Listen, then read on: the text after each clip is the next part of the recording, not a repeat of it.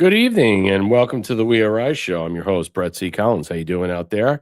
It was Mother's Day weekend. I hope everybody spent their time with their families, their mothers, and they had a good time. I just want to say a shout out to everybody out there. Marshall will not be with us tonight. I guess he got a pounding from his grinder date, so he's recovering. So we'll probably see him in the future. I'm just joking. It was his birthday weekend, so he's off. So he's enjoying his life and his time recuperating. True Terran, what's up, my friend? Greetings. Hello on Rumble. Hello, Linda Perino on YouTube. What's going on pill.net? Tonight's show, Orange Man bad. He's a bad boy. Nuclear war good. DUSTPOCALYPSE. DUSTPOCALYPSE. Think about it. We're talking about dust, uranium enrichment dust from Iran. But did anybody realize we recovered after, I guess it was 6 weeks to 2.5 months, almost 3 months, maybe longer, that we recovered uranium enrichment from Venezuela? How did they get that? Uh-oh. Shit's going to fly off the handle. We're going to cover that.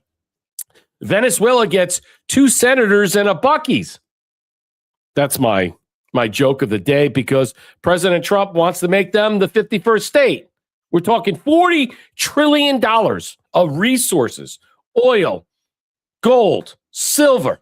We're talking minerals up the ass.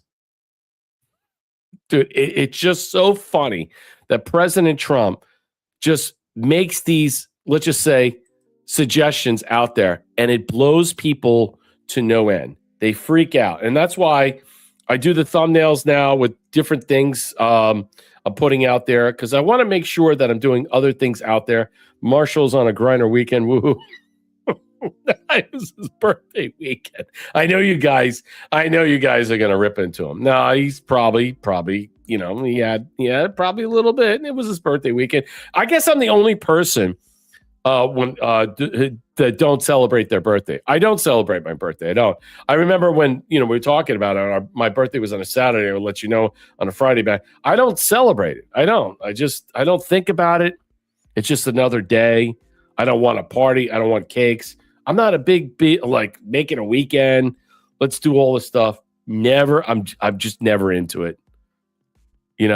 Especially the fact I'm getting older. I could care less. All right. There are other things that I think that are more memorable than my birthday. All right. Like Mother's Day, like Father's Day, like Memorial Day, like July 4th. I think they're more memorable. They outlive me. They will continue to outlive you. Think about that as we move forward. Let's say hello, everybody, on the platform, the only platform. Sign up to pill.net. All right. If you want to support the platform, you want to be here, you want to be, let's just say, working with some great people. Thea, thank you for the 900 gold pills. Let's get into it. Yeah, we're going to get into it. We're going to get into it hard. Rough Rider, Marshall style. What do you say? 217 gold pills. What's up, Sauceless Launcher? How's your family? How's things going? I saw some commentary you said to me, so I hope you're doing well. I hope you're feeling better. Patty B, TT, what's up? Who else is here? I'm sure everybody will walk their way in. Blue Viking, what's up? Great money. Let's roll. Let's have a good time. So I set up a new platform for tonight because Marshall's not going to be here. So let's really dive in. There's a whole discussion of what's going on. And when we get into the Orange Man bad and nuclear war is good, is what I'm saying is that the reality of our situation, which we all understand what is happening, is now it's becoming completely, let's just say, diagnosed with people that are so batshit crazy, so completely off the cuff. What's up, James? How you doing over there on YouTube? That it's not just this. I know that this was set up maybe a couple of months ago, but now this is coming back into the purview, and I want to explain to you why it's coming back into the purview and stuff. So a psychotherapist, Trump derangement syndrome would never be a diagnosis, but it sees effects in my practice. This is crazy. But the Trump derangement syndrome, and I'm leading with this to enter into other discussions that we need to have, because I'm going to show you how insufferable it's become and how batshit crazy people have lost their minds. Meet Jonathan Alpert, a licensed and practicing psychotherapist who went on Fox News to explain not only is Trump derangement syndrome real, but 3/4 of his patients are suffering. 3/4! I don't know what the total number is, but this is an interlude into other stuff. He goes on to call it a profound pathology. I've never seen this.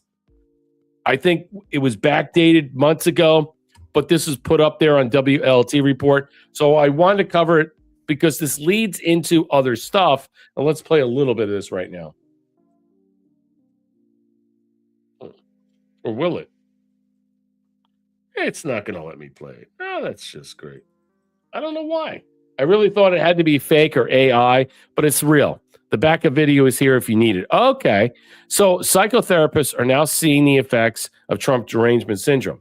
I had one patient who couldn't enjoy a vacation because she saw Trump on her device and it was triggered. Look, these people are going to kill themselves. They're going to. I told you that there's probably 20 to 25% of our population that are just going to disappear off this mortar coil because they can't handle anything. I had one patient who couldn't enjoy vacation because she saw Trump on her device or news and felt triggered. Let me see if it comes up here. Okay, so Eric Daughtry put this out. So, holy crap, psychotherapists are now seeing effects of Trump derangement syndrome in their patients. I had one patient who couldn't enjoy vacation.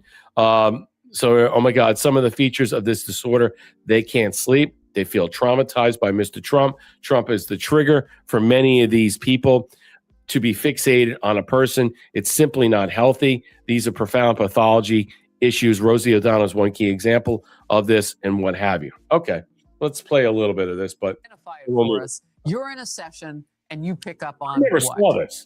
Well, Harris, it doesn't take long for me to pick up on this. People are obsessed with Trump. They're fixated. They're hyper fixated. It's Trump. Worse than ever. And they talk about and this goes into the features, the bang bang stuff of this disorder. They can't sleep. They feel traumatized by Mr. Trump. They feel restless. I had one patient who said she couldn't enjoy a vacation because anytime she saw Trump, how is that possible? How are you so fixated that you can't enjoy your life? Pathology, and I would even go so far as to call it the defining pathology of our time. These people come. Wait a minute. He just said that you described. Listen to what he just said. Pathology of our time. Yeah. This is important because I'm going to play this. Oh, come on, man. Defining pathology of our time. The defining pathology of our time. So that makes me realize that probably they're going to be, it's greater than 4 to 6%. I'd say 20% of our population is going to off themselves, either suicide themselves, off themselves, or by a cop or by doing something destructive, that they will make sure that whatever lot in life they have, whatever little it is, or maybe greater than they think they have, will be offset by the fact is they can't deal with anything in life. And you know what? This is a clear case of the fact is why we need asylums. We need mental institutions. We need places that are outside of jail, okay, in prisons, all right? Because you're not setting up prisons for mental institutions, all right? Those are two different features. Unless you're reclaiming the idea that we're putting mental institutions inside these prison palaces where they can be reformed. I don't believe that is the way. All right. And I have a huge problem with the financing of all these prisons in general. But the fact is that when you showcase your lunacy and you're walking around the streets, that is contemptible and problematic because you can't confine yourselves when someone wears a hat that you look at and then you freak out. Let me continue more. I got more of this, so I'm going to play a little bit. For the things that you described, can't sleep, traumatized, perhaps depression. I don't want to put words in your mouth, but at first, you are there to treat an illness, a disorder of some kind, and what you figure out is the trigger. Well, and Trump is the trigger for many of these people, and to be that fixated on a figure, on a person, It's simply not healthy. And our country has strayed so far.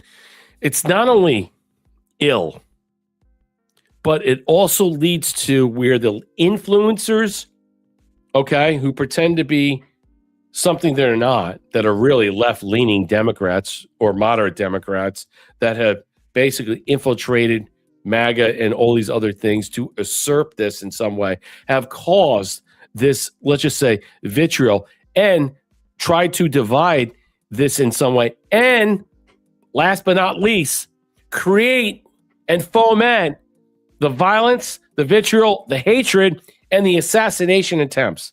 This is what I'm leading to. This is where I'm going with. The bottom line is as simply as that the triggers that are happening all over the place, whether on social media or other paradoxes that are out there or other paradigms that are out there that are floating, are also creating the assassination attempts. Okay? And we'll get to Virginia. We'll get to the Supreme Court. We'll get to all these things, which also the Democrats are feeding into. And they're positing these suppositions. They're making it so in some way that we can have this type of attitude because it's our survival. And if we don't survive, the only way out is a suicide vest. That's what they're doing. Let's continue a little bit more, and then I'll move on. Away from where we once were. If you look at in the 80s when President Reagan was shot, people were united. He famously said, "I hope you're all Republicans," to the surgeons, and the response was, "Today, Mr. President, we're all Republicans." But our country has lost that. We've strayed so far from that unity.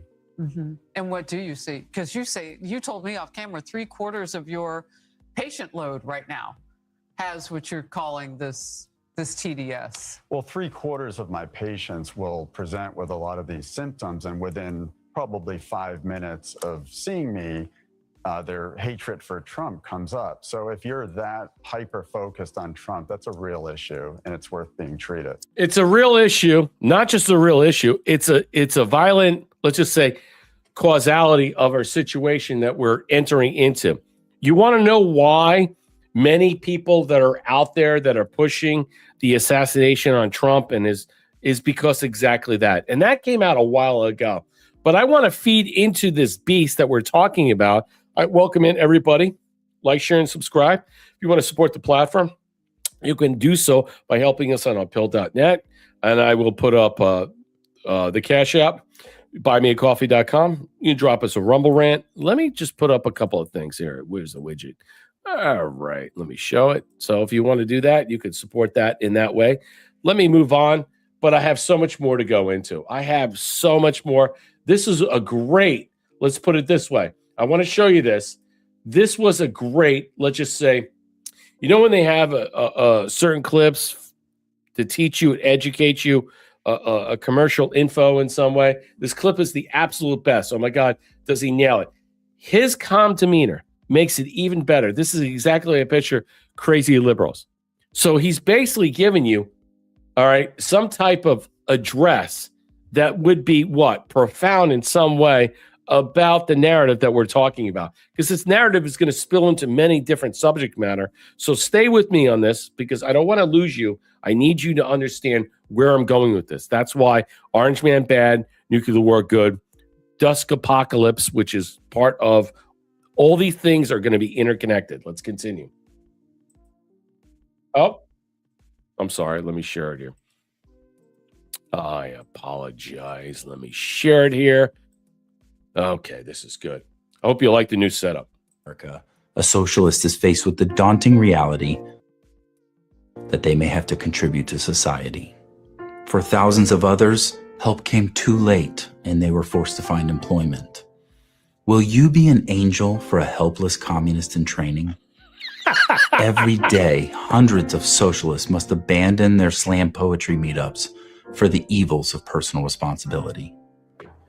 They're forced to participate in a free market where, unfortunately, individual achievement could possibly lead to prosperity. They're crying out for your handout, and only you can save them from drowning in student debt from a degree in feminist dance theory. Please visit the website on your screen and join the SPCS with a monthly gift right now. For just $6,000 a month, only 20,000 cents a day, you'll help rescue a socialist from the perils of employment and provide shelter among rising rent costs that they were tricked into voting for. This is funny as shit. Public transportation that they were told would be free. Tattoos and piercings they otherwise couldn't afford. Crayons for their signs, and daily Starbucks. Join in the next 30 minutes and you'll receive this free Karl Marx sticker to put on your MacBook Pro. Right now, there's a socialist freeloader who needs you. Your donation says, I'm here to help keep your failed ideology on life support. We promise your donation won't be used for an airline ticket to a socialist country, but instead to bring that ideology here, because this time will be different. So please visit dspcs.com right now. And together we can achieve our mission of an equal opportunity starvation nation. Thank you. That was great. I hope you enjoyed that because he is so mocking what they're doing in so many different ways. And that's what I'm leading into. That's what I'm bleeding into. I want you to see that as I move on. Here it comes from Mediaite. And I have to tell you right now, here we are. This is how disgusting things have gotten. And this is the point of the discussion of the intolerance. Orange man bad, nuclear war good. These people are crazy. We're living in a time right now that many people are okay with the fact is that they see these things either staged or fake. And so it sets up a narrative that they're allowed to continue on this trajectory. And that is the problem. That is exactly the problem. That is the holy single problem that we face. Instead of calling it out, basically nipping it in the bud, what it is that influencers that pretend they're MAGA are really what? Moderate Democrats or deep fakes that are fugazi. And then you have all these other people that are saying, yeah, it's not real. It doesn't matter. All you're doing is what? Redressing these grievances in such a manner that you're saying is that the more and more you say it's fake, the more and more you create the optics for someone to actually do something real. And that's the point. And you genuflect and say, he's staging all these things, so it looks like he's looking for ratings. He's looking for all this other banter and stuff. When in fact, this is actually a message to what? The deep state, the cabal, all the other people that are really staging this in some way. And they are broadcasting this out to everybody to continue on the trajectory, because the fact is they see this in a different manner. And they say, hey, look, we're making fun of all this stuff. We're showing you it's not real. It's President Trump staging it. It's not happening, but it is happening. And in fact, all it does is entice and invite more viewership of more crazies out there to want to kill and attack this president, your president, our president, every single fucking day. And your participation with that nonsense continues on. I want the death penalty. I want people hung. Listen, open fire, Secret Service, go to the White House. The legislation's on the books. Move out these tiers. Put it in the White House. Let JSOC be involved. We need to have sure of real protection in so many ways. The Homeland Security right now agency is being deconstructed. It is a problem agency. It has been corrupted and wholly, let's just say, vacillated in a lot of shady deals. All right. The fact is right now we're moving umbrella agencies out into its own field in some way, whether they work or don't, it doesn't matter. Individually, certain agencies may get a bonus from this or a bump. I'm not a big fan of FEMA, and I don't know what FEMA is going to do, but I know that certain people in Congress are trying to, let's just say, remove agencies out from this homeland like behemoth that is just problematic in general. And I'm sick of it. I'm sick of it. And we're sick of it. And I think in some way you should understand it. So a quarter of Americans, 34% of Democrats believe the White House Correspondents' Dinner was staged. This is where we are. This is how they are educating. Forget about you and I here on YouTube, on Rumble, on Pilled. We're talking, when you see this, and normies and NPCs see this, they get what? Sucked in. because you're actually believing the idea that the president of the United States is staging all these things for ratings, for what? Money, for making sure that his numbers go up. It's a cover for Epstein. It's a cover for Iran. And all it does is facilitate more violence. It doesn't stop. It only stops when these agency departments shoot to kill. They did it. They had no problem killing the one guy in Butler, but they kept this guy alive for some reason because he was able to sneak in. And I have a lot of questions and doubt for Department of Homeland Security and even the Secret Service. A significant percentage, ladies and gentlemen, of Americans believe the attempted assassination of President Trump at the White House Correspondents' Dinner was staged. We all saw it together. I showed you. It was real. It happened. It happened. How can you say it was fake and staged? It happened. It happened as real as you saw it. Now, you could say, who facilitated it? Who made this happen?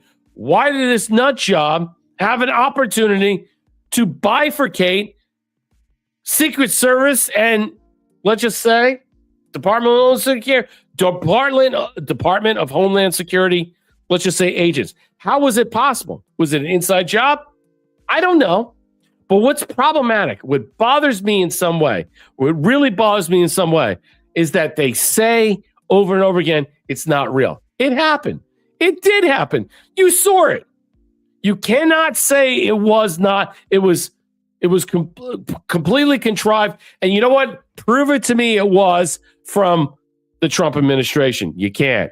A recent survey conducted by YouGov and NewsGuard asked Americans about the 3 attempts on Trump's life. Butler, Pennsylvania shooting, the thwarted attempt at the president's golf course in West Palm Beach, and the shooting in Washington Hilton just weeks earlier. According to the survey, just 38% of respondents believed all the 3 assassinations were legitimate. That is problematic, ladies and gentlemen. That feeds into the beast. Additionally, 54% of respondents said all 3 were staged and they weren't sure. Wow.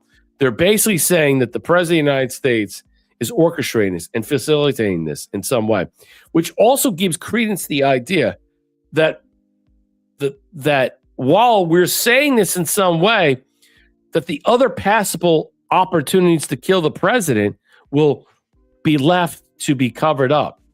Think about that. Meaning, while we're focused on all this other stuff, the opportunity to kill this president, which is now basically being, explained in this article in some way, will not be given the veil of cover as so, let's just say appropriately, because no one believes that the assassination attempts on his life are real or legitimate. And so when it does happen, people will poo-poo it. And so when it does really happen, they will continue on. Perhaps predictable. The numbers show extreme variations between party lines. Of 12% of Americans said of all 3 attempts were staged, 55% were Democrats, 38% independents. Of the respondents who said all 3 incidents were authentic, only 15% of Democrats and 38% were independents and 47% were Republicans. For the most event at April 25, 2026, the White House Correspondent Dinner, 34% of Democrats and 13% of Republicans said it was staged, a 21-point gap. This is why I will suggest that the president of the United States should not attend this correspondence dinner. Send J.D. Vance, send some low-level people. He should not attend, okay? He should not attend at all. He shouldn't attend any of these functions because even though it's on full blast that you see that his life is on the line 24/7, whether they're able to peer into the window, they're able to see things that you and I can't into the future. It doesn't matter. It's problematic. That's the point. But when you have these discussions where many articles that are out there, like this article, I'll show you the other thing. Here's from Detroit News.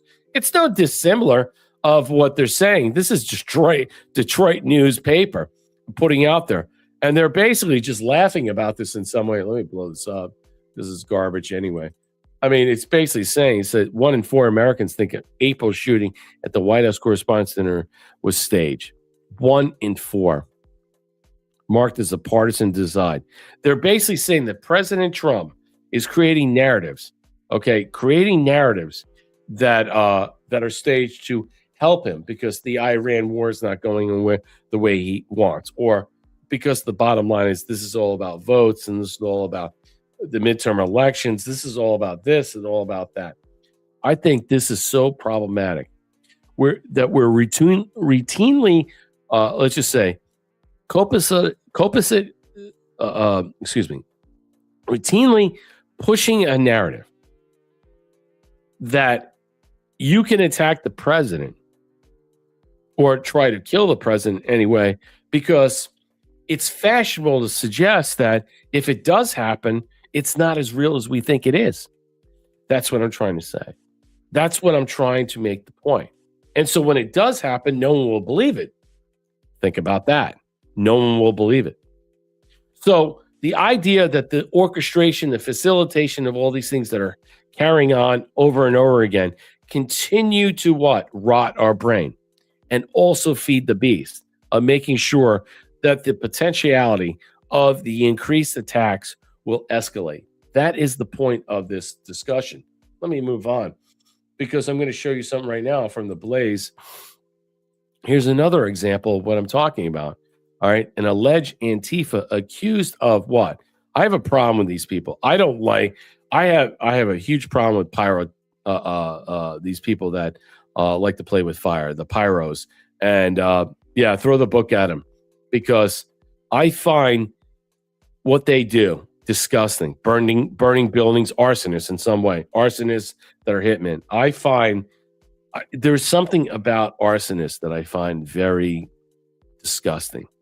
I have a level of vitriol for these people. And this 22-year-old, look at this with the nose ring. You can't tell if this is a girl or a guy, and I don't fucking care. Fuck DJT, alleged Antifa radical accused of trying to burn down a Republican headquarters. But see, what they don't consider is that, that burning building can affect other people that may not be Republicans. All right. And you can murder innocent people in all this stuff. This is why I don't like pyros. I don't like these arsonists. And I think in some way they're a danger to our community because of what they represent. On January 14th, Grace Carol Brown, 22, fuck you and die. You're going to spend a long time in prison, hopefully die, maybe get fucking shanked. Who gives a fuck?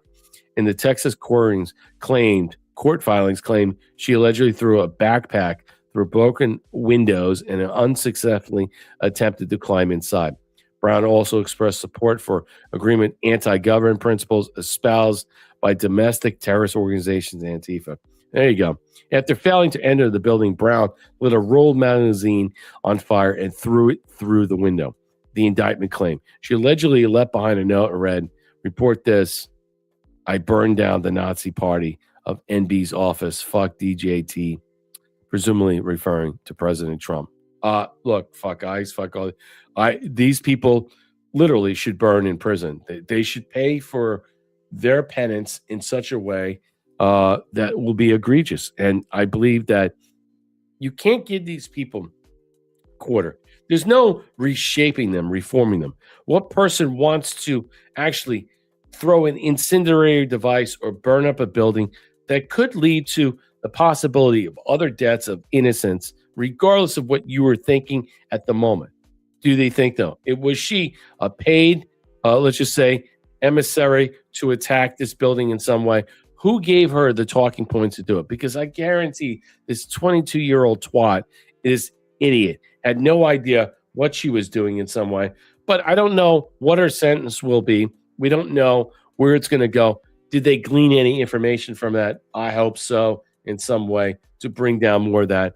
And again, Antifa is a domestic terrorist organization in some way. So anytime that these people are associated with these monsters, you have to reflexively look at this and say, look, we are in a time right now is that we are under duress. We're fighting with the NPC normie class because they're confused, they're dazed, they don't know what's going on.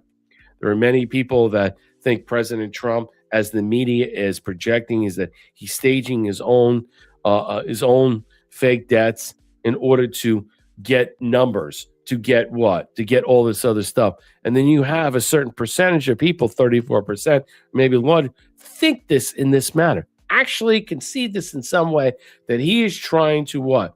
Make sure that you give him sympathy or empathy for all this stuff. They don't believe anything about that. And unfortunately, what we're doing is leading people into the trap, okay? So instead of like having the mice find the cheese trap, we're forcing them to go to a certain position where they will get it. All right, the question is, what will happen after that? All right, that's another thought for another time. Let me continue on. Here we go, because I got more. This comes from an Awakened Outlook. This is a good one. Just consider how corrupt, radical we've come to find out judicial system actually is. Well, the Democrats don't think it's corrupt or radical enough for their taste. You know something or something protecting democracy and such. House Democrat leader Hakeem Jeffries. Look at this piece of shit. Timo Monk Nig. All right, we're going to have to explore judicial reform. Watch him lose his shit. This is all part of the discussion tonight. For instance, make sure we, in a period of time, we do have these structural problems that need to be addressed. We've got to, for instance, make sure we pass the John Robert Lewis Voting Rights Advancement Act so we can end the era of voter suppression in the United States of America once and for all. We have to end Citizens United, dramatically reform our campaign finance laws to stop the ability of these deep-pocketed special interests to intervene. And we are going to have to explore massive judicial reform, state by. Yes, and they're planning on right now. Apparently, the lawyers for Virginia are asking for, they're asking for the United States Supreme Court to look at, posit it, and pursue a new voting map based on the actual voting that took place, which was illegal in Virginia, that was struck down by their own Supreme Court. I think it was like 7-1, 8-1, 9-1. It doesn't matter. But what they're doing is they're trying to set up a bifurcation, an end around, to make sure the Supreme Court looks at this case in some way outside this. I don't know if it's gonna happen or they're gonna take it up in any way. Let me continue on and I'll show you, because we got a lot more to go about where we're headed and where we're going with a lot of different subject matters here. And I think this is important. Like, share, and subscribe. Drop us a gold pill. Do you like the new format? I'm doing a lot of different things and stuff like that. Truth Hammer forever. Dems very seriously about considering flushing the entire Virginia Supreme Court, as I said earlier, and replacing them with judges that agree to reverse decision. Wow. After break, Virginia's own laws on redistricting. Imagine asking a judge, if we agree to install you on a Virginia Supreme Court, do you agree to sanction breaking the law, as long as we are the ones doing it? And the noble cause is stopping Trump at any cost. Here it is, Tyler Engler, per the New York Times. This has been out, Wall Street Journal, and what have you today. There were discussions among congressional Democrats about still trying to implement new congressional map in Virginia, despite Supreme Court of Virginia's ruling. Yes, that is true. All right, that is true. But the question is, how far does it go? How are they willing to go forward with this? I'm going to show you this, because I think in some way this answers the question. And I think that Nick sort of puts this out with, I think it was Kirk, what was it? He put it, okay. Former Virginia AG. He made some commentary today, and I think this was breathtaking. So just in, listen to this. The act of total desperation. Virginia Democrats just asked the U.S. Supreme Court to step in and put the Virginia Supreme Court's ruling, which threw out their maps. This is hardcore. This is very hardcore that they're doing. I don't think they're going to do it. This is comical and never work. But the Virginia Supreme Court is the final authority on Virginia's constitutional questions, according to Virginia AG Ken Cuccinelli. He said, this is the end, folks. You will have the same map in 2026 for the congressional elections that existed in 2024. This is unchangeable and immutable. Let's listen to what he has to say. Some good stuff here. Supreme Court is the final authority. But this is what they were planning. Recourse or way to appeal the ruling. No, they do not.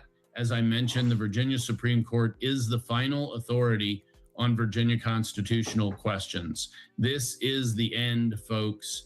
You will have the same map in 2026 for the congressional elections that existed in 2024. That is now unchangeable and immutable.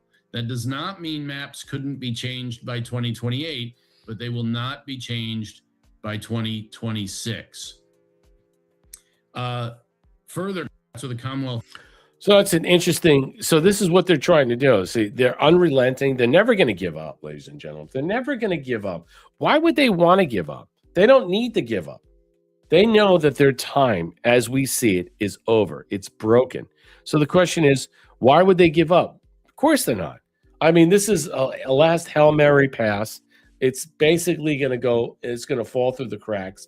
They'll shoot it down. They'll say, we're deferring. They're not even going to take this up. They'll say, we're going to defer to the Virginia Supreme Court, because they never want, you don't want the United States Supreme Court necessarily overruling a state Supreme Court. So all they'll say is, we'll defer to them and we'll leave it be and we'll let it go.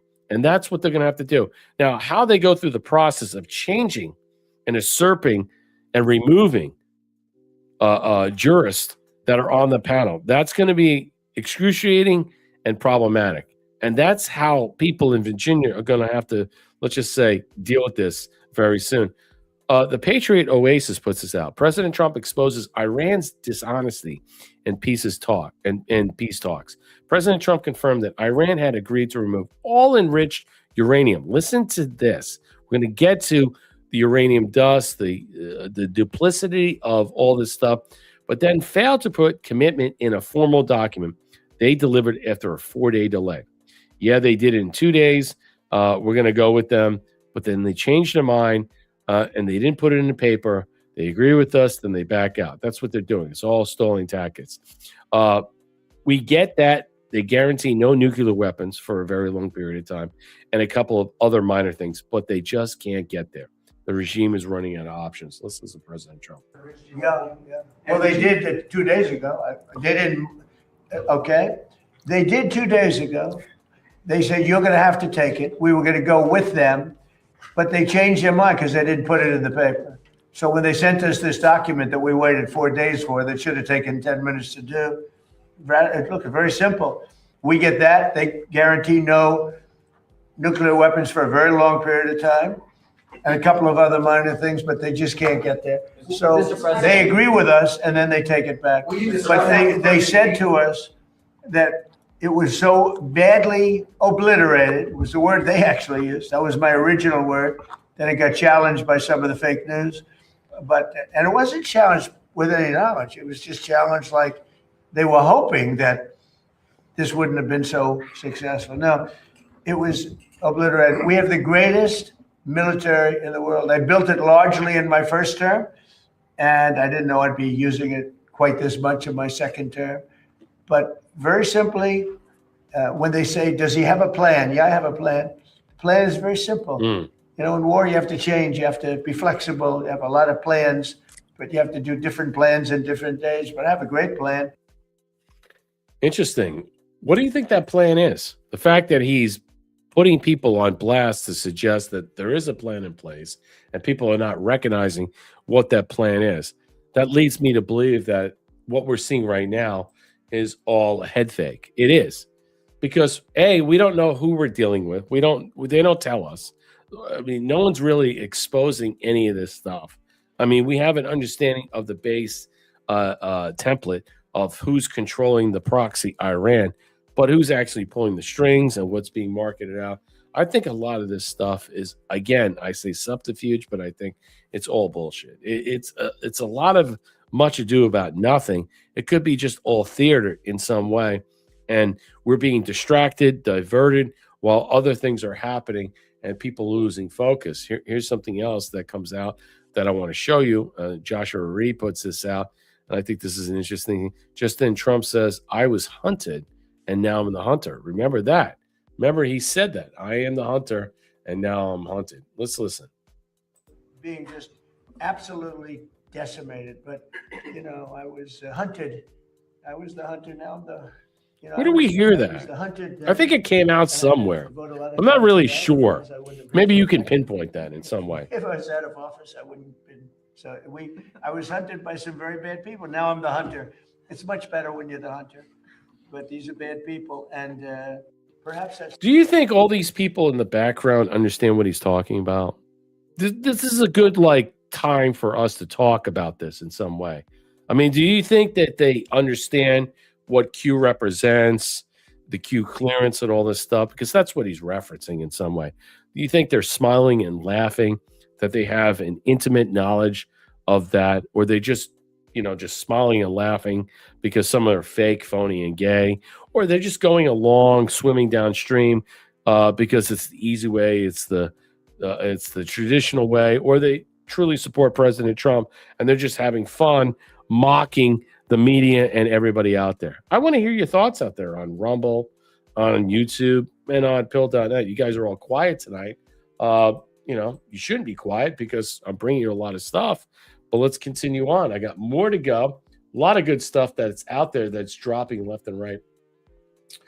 Here we go. This is another one from Joshua Reed that I thought, wait, let me put this back. Okay. So Mediaite puts this out. I thought this was good because, look, there's a whole fight right now with the FCC.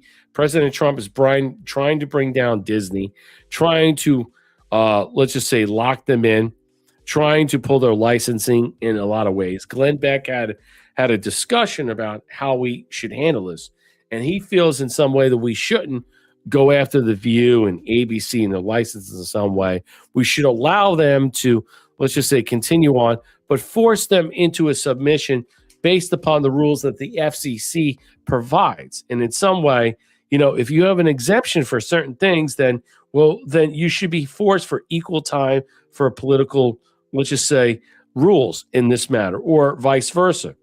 If it's not a news platform, force them to what? Book diverging viewpoints in some way. So you can easily make sure that the FCC controls how they're actually doing their due diligence on making sure that the narratives are equal and fair.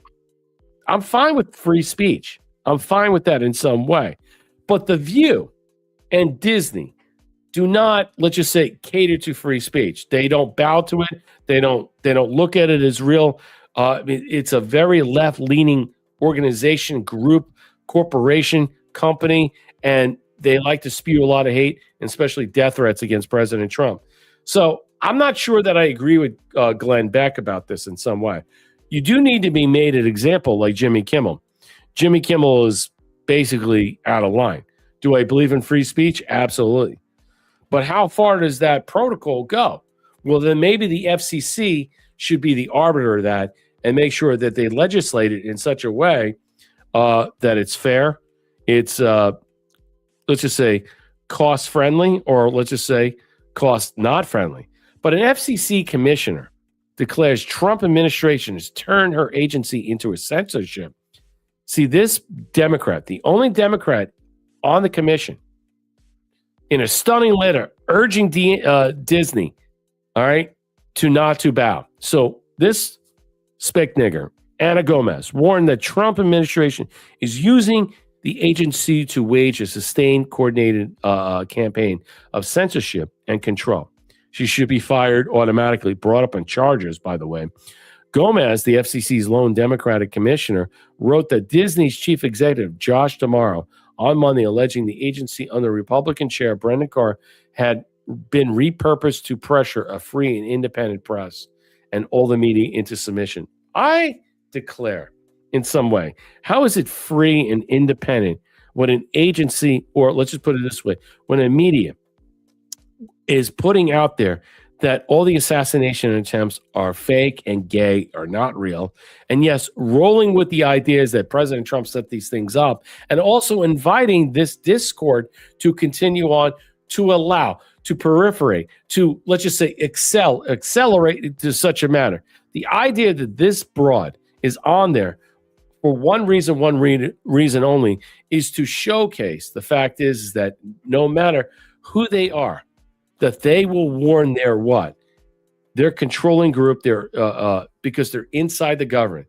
This deep state cabal. Anna Gomez should be fired. She should be hung out to dry. She should be brought up on charges in some way and persecuted, and to be held on a stick in some way, to be glorified and attacked and be, let's just say, indicted, because what she has done is now utilized her own agency to coordinate with Disney to push back against a job that she is in charge of relegating her neutral, let's just say, arbiter rules to stand with a company to push back against the administration.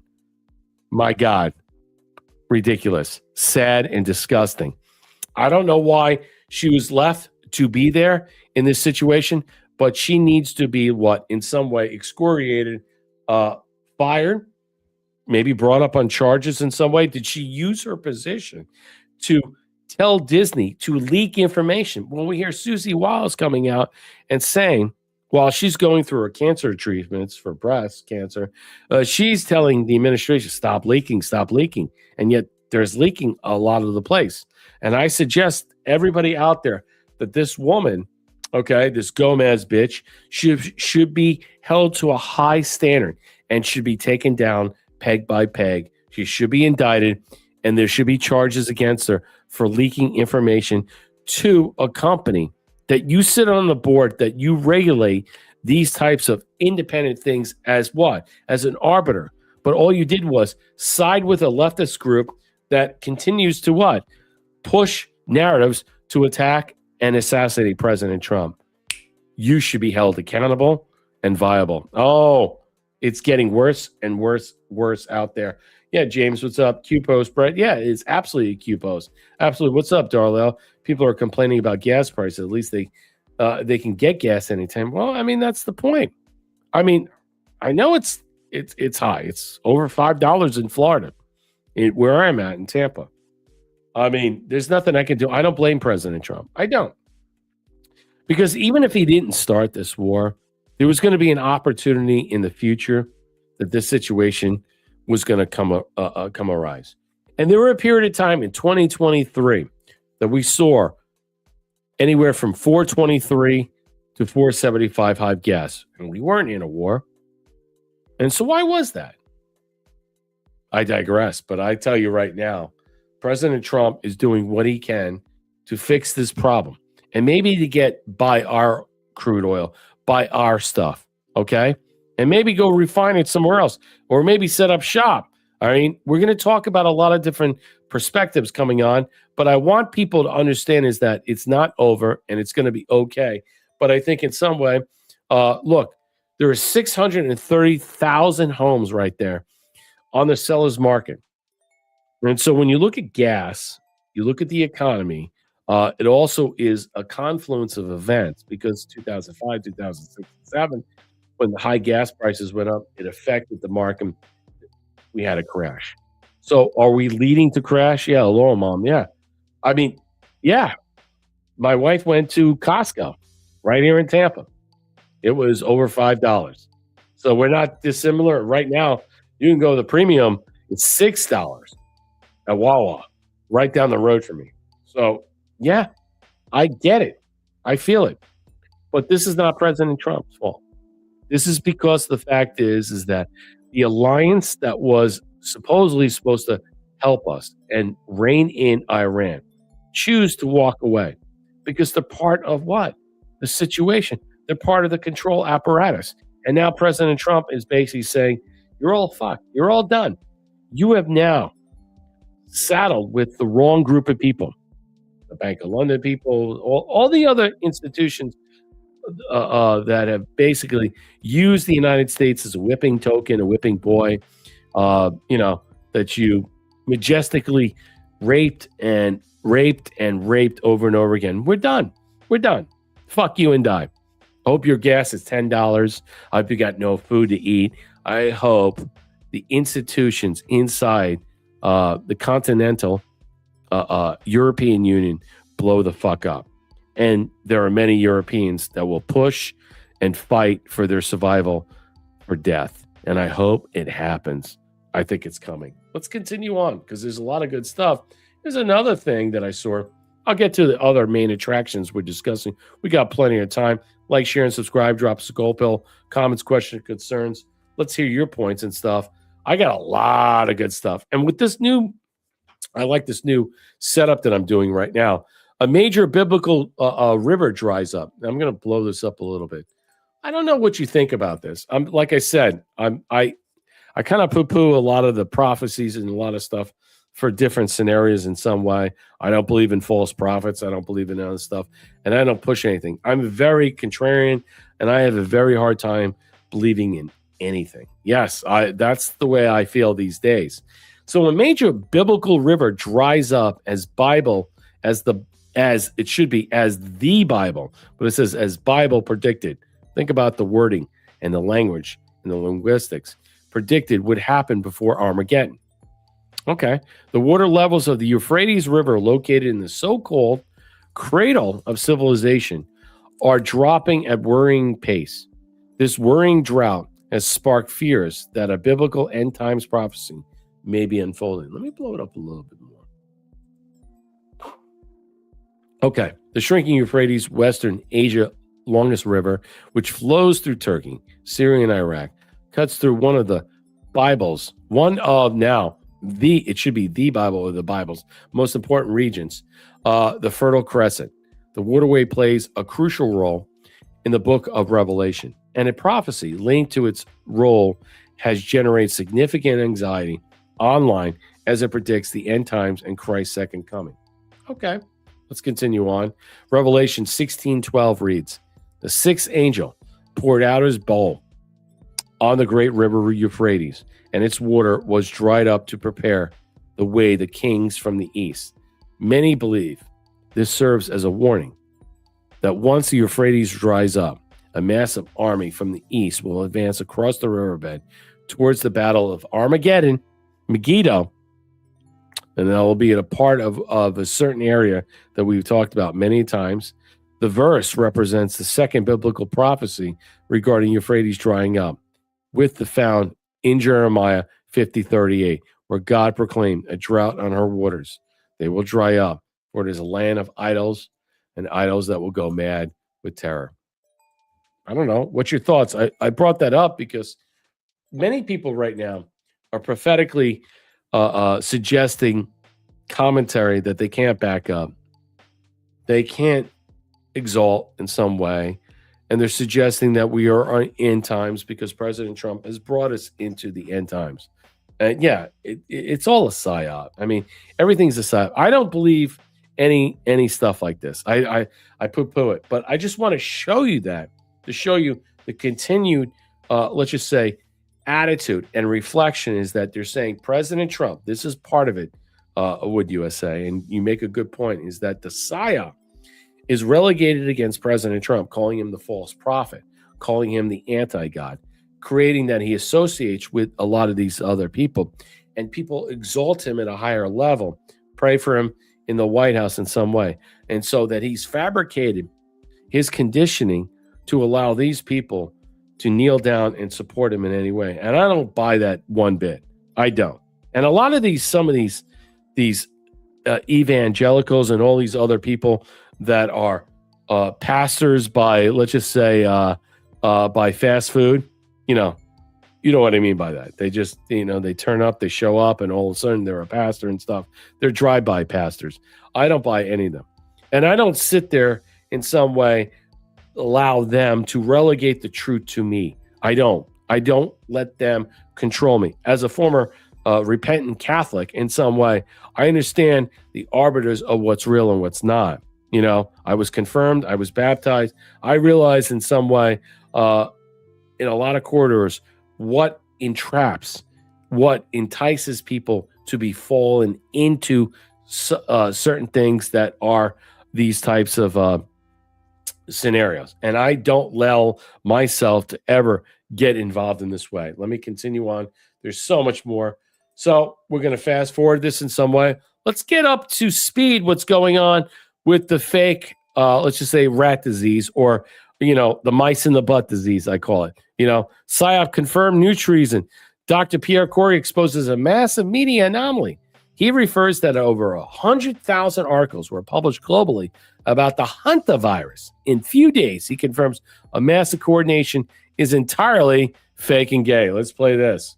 That is a colleague told me that there was like 100,000 articles written around the world on hantavirus in the last couple of days. And that's not typical for a hantavirus outbreak. Certainly there's always attention and people get scared, but like, that's the other thing with COVID. It was COVID 24/7. Yep. And then when you said in your intro about how it seems to be driven by influencers, I'm sorry if I'm getting too like, I don't know. I actually never want to use the word tin hat because I'm not a tin hat, but these patterns are anomalous. Why with just this little outbreak of a few cases, suddenly like it's consuming the world's media cycle? Like for instance, I'm on talking about it today. It's because it's being driven by something. It's garbage. It's been a lie from the get-go. And now you can see what the lie is being untethered about. That there was a mass push in some way to conveniently spread this in some way. But we know what it was. It was either a cover-up as a byproduct of the shedding that's going on. And so they needed to cover it up because they know that was all going to cover up. Or they wanted to in some way figure that they can have an opportunity to push this narrative, but the narrative died. The narrative continues to die. No one believes it, and the media is not picking this up. The administration has shot this down. RFK said it's gay and fake. Trump's like, yeah, it's not going anywhere.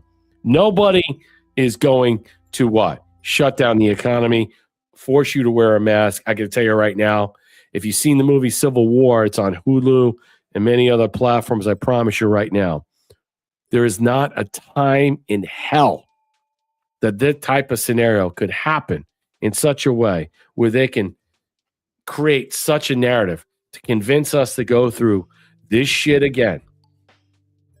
That I wore a t-shirt with ketchup on it, walking into stores just so I can keep the fucking crazies at bay, where I didn't have to stab them or shoot them. Because I am so now at this point completely, let's just say, healed. All right. I am completely convinced in some way.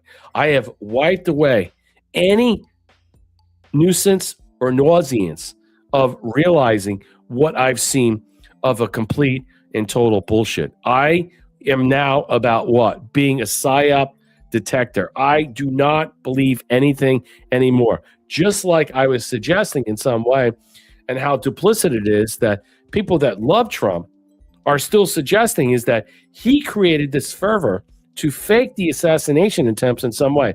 Has anybody out there that I was showing, why don't we suggest in some way that if they have his team, his people have an opportunity to look into the future, they got the cube, they got some whatever, they got some fucking machine they put on. They see these things happen all the time, and they plan for all these things to happen. And they're allowed to happen, and they do happen. It's not because they created it. They were prepared for the scenario of the happening. Consider that. Consider that. No one wants to take that into consideration because all they want to do is blame Trump about everything. But people are not smart enough, or let's just say brazen enough, or let's just say brave enough to want to go out on a limb to suggest that. It's easy to say, oh, he's staging all this stuff. You know, it's this, it's that, it's all this other stuff. Why is Brett in a circle? Is he always that way? Well, I mean, I'm doing the show myself, and I want the background, and I like the representation of all this stuff. I hope you enjoy it. If not, I might have to end you. No, I'm just kidding. I got more to go. Let me just put this up. Here we go, RFK, and we'll get to the meat and the grit of all the discussions that are going. Here he goes. RFK Jr. and President Trump shut down the fear porn, the hoax. We all have PTSD with this shit. I have more than you, and I'm sick of all of it. Sick of all of it. The other ones are being tested and supervised and given plans for going home. We have this under control, and we're not worried about it. But the CDC took 4 days after the WHO issued its, alert. Why was There it is. Why did it take the US 4 days to issue an alert? It's not true. As soon as we Totally determined fake. the virus was out there, we issued an alert. The alert means nothing. They It's all acted very the- quickly. I saw the alert too. Yeah. Give me. Those They reports acted were very, not very true. quickly, and it looks like Hey, Trump's shutting it down. that anybody's life on it, but it looks like it's just a disease that we've had around in a very small way for a long time. Not a good one to catch because, it's a very severe disease if you catch it, but it's very hard to catch. Daniel, did you? It's very hard to catch. You see the end? He just nipped it in the bud. He shut it down. Thank you, Darla L. Gifted the cookie. I'm just tired. Laugh around. You go, Brett. Yeah, I'm tired too. Thea gifted the can. Thank you so much for supporting the platform. Darla gifted the can. Arsonist, wet the bed. Laugh out around. Yeah, exactly. Curious Cat, thank you for the cookie. Good evening. Good evening, everybody out there. What's going on? Everybody's a little quiet over here on Rumble. How you doing over there? Like, share, and subscribe. Drop us a Rumble rant. Let's hear your comments and questions and stuff. Yeah, I just set up this thing. I was looking. I had a bunch of features and stuff like that. I thought this would be a better scenario that I set up. What's up, Trump One? Thank you for the cookie. I mean, I just wanted to make it a little bit more comfortable instead of having my ugly mug in your face in some way. But I wanted to have background. I wanted all this stuff. StreamYard provides me with this opportunity, so I think I should take it up. So I hope that you understand that in some way. Let's continue on. We got a couple other things. I think I'll move forward with this. Here it is. This comes from. All right, here it is. This is what it is. This is Brian Cates. He's got a lot. Too hot to handle, too cold to hold. Why do you think he's sending a message here? Iran Mullahs run a proxy state for who? So who is he really threatening here? If they try to go there and get the uranium so they can hide it in a new location, what capability did he reveal about Space Force? What did he choose to bring up now? And they're watching everything. And additionally, given Space Force is up there and our government now under Trump's control in a way never was in the first time, is making key admissions and rolling out declassifications, UAPs, UFOs, which are dropping more this week, which I'll cover. And they do have the capability of seeing just about everything moving around down there. Keep your eye on the declassification. Certain people don't want you paying attention. I think that's a fair assessment. I don't want to play this anymore. Let's listen to this. This was Sunday night. Cheryl Atkinson. Enriched uranium from. Where are we in the war if we've not yet gotten the nuclear materials, the enriched uranium from them? Well, we'll get that at some point with whatever we want. We have it surveilled. I did a thing called Space Force, and they are watching that if somebody walked in, they can tell you his name, his address, the number of his badge. You're talking about a surveillance system that's so in depth they can see you taking a shit. They can look at your micro penis. They can see things at you that you can't see. They may be able to say, hey, look, you need to wipe your ass better. I mean, I'm serious. That's what he's saying, that the surveillance state is here and it's never going away. We don't really have our constitutional rights anymore because we're all being watched, surveilled 24/7. And maybe the idea that Palantir was set up as a usury scenario to go after the deep state, it's possible, it's plausible in some way. I don't know if I can prove that or if it's beneficial that it's being worked through the accommodations of the administration because of J.D. Vance, or through Elon Musk for having connections or ties with a certain former creator of Palantir in some way. I'm not really sure.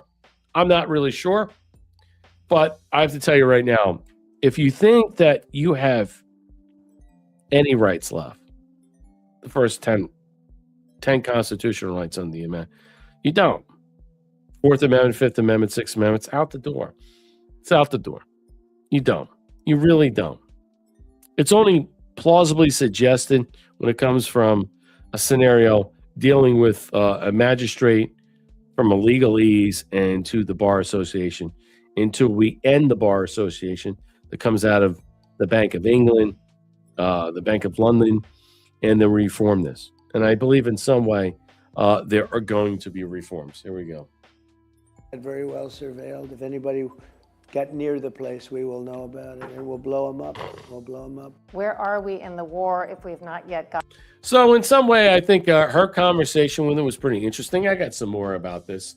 Let's continue on. There's a lot of good stuff. All right, I'm going to show you this because I think in part of the show, DUSTPOCALYPSE. I think people are not understanding what that means. People are asking me. Well, I mean, the whole concept of what the Iranian dust and now the uranium dust. Did anybody realize in some way the NNSA removes highly enriched risk? Let me blow this up. You can see it. Uranium from Venezuela. Did anybody realize that we had enriched uranium, reducing the risk to South America and the U.S. homeland? Urgent cooperation demonstrated unique non-proliferation capabilities and close cooperation. In a win for America, let me blow this up a little bit more. That's why I put this side by side. I hope you like it. In a win for America, Venezuela and the world, and the U.S. Department of Energy's National Nuclear Security Administration, DOE, and NSA, working with partners, completed the removal of all remaining enriched uranium from a legacy research reactor in Venezuela. Did anybody know that? Was that on your bingo card? Did you see that? The safe removal of all enriched uranium from Venezuela sends what? Another signal to the world of a restored and renewed Venezuela, said Brendan Williams, the administrator of the NNSA.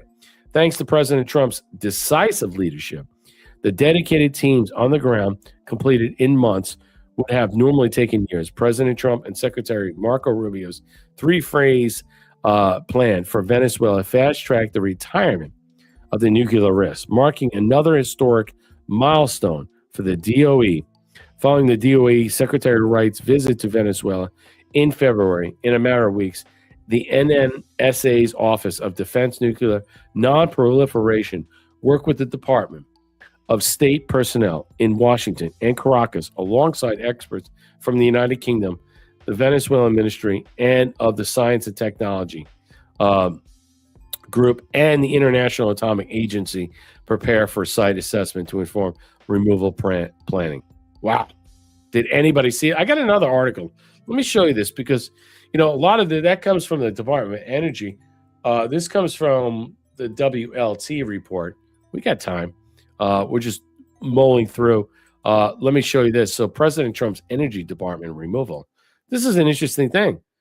I think people under 6 weeks.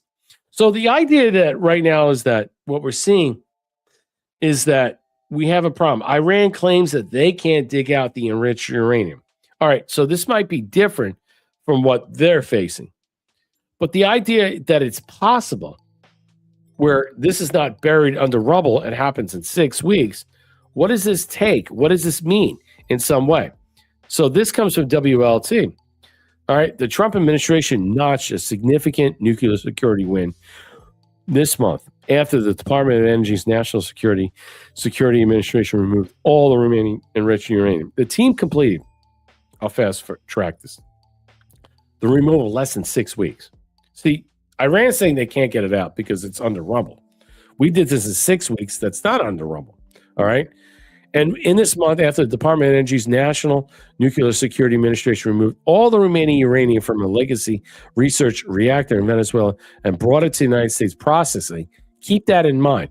The team completed the removal less than 6 weeks after the initial site visited and packaged the material in a spent fuel cask, escorted it approximately 100 miles overland to a Venezuelan port, loaded onto a specialized carrier supplied by the UK Nuclear Transport Solutions, and shipped to the United States.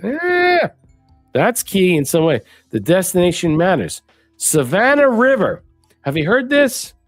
There's a movie out there in some way. It's called The Sum of All Fears, where they actually find the trace elements of the nuclear dust that was given to Israel, that was stolen from the United States from a certain, let's just say, area where the Savannah River sites of H. Cannon is one of the few facilities in the world capable of processing this kind of material. it is equally eerily discussed that we're seeing this type of contrived narrative, and how we're seeing how the Post are laying this out in some way. Not, let's just say, separate, but more adding to the addition, not the subtraction of what is taking place. The administration says the recovered uranium will be converted into a high SA low enriched uranium known as HALEU, a fuel type needed for next generation advanced American reactors. Wow. Turns out the non-proliferation problem in energy asset, instead of sitting in a shuttered Venezuelan lab where it is posted as security risk to the hemisphere, the material will feed the administration calls for American nuclear renaissance. Wow. So apparently this material is special. It's special. Now, the question you should be all asking, how did they get this material? Did it come out of Savannah River originally? Who helped facilitate Venezuela to achieve this? It's the same argument that I continue to suggest, that the reason why President Trump calls nuclear dust, which is really, or dust apocalypse, is really about the nuclear enrichment material that is left over. And where did that come from? And how did that find its way to the back door of Iran? That is the key of understanding all this. And so the connection to Venezuela and Iran is really big. And I think people need to understand it. Here's another big one President Trump is touting today. I think this is massive. And you need to keep this in mind, ladies and gentlemen, because we've heard this many times from President Trump. Is this fake news? Is this just him, throwing shade onto this? Trump eyes Venezuela as the 51st state, citing $40 trillion oil bounty. You got to think about it. Venezuela is the wealthiest country. Now, let's just say, birth and naturally, let's just say, presumed with resources outside our understanding, our realization. They are blessed with abundance of this bounty and oil and gas and all these other types of things. And Trump is like, nah, you're going to become the 51st state and we're going to take it over. We're going to have total control of it. Sounds good. Sounds smart. I mean, one nation under oil, right? I thought we're one nation under God, but apparently we're going to become one nation under oil. I digress, but I don't really care one way or another. If it basically stops us from heading into wars, or wars that we can in some way head off in some way, or block, or in some way pass over, because we're in control of the state, the natural state of order, where nobody is going to, they're going to come to us. We're going to be the new protectorate. We're the new mafiosa in town. So think about that. So the old mafia, they were the protectorates. Now we're taking over control of that. Now, are we charging a fee? Are we charging extortion level prices? No, that's not what Trump is doing. He's basically saying, though, you do have to pay a tariff. That's not equivalent to this, of what he's saying, what the Strait of Hormuz is doing, what Iran was doing, or about what other, let's just say, areas of unfettered and uncontrolled or unimpeded blockades, like the Panama Canal and other places that they were being set up to utilize this protocol to charge us with that protection racket. That's why President Trump set that up with Panama Canal, nixed that. He nixed all these other blockades. That's what you were seeing. So the details were reported by Fox News correspondent Bill Malone on X.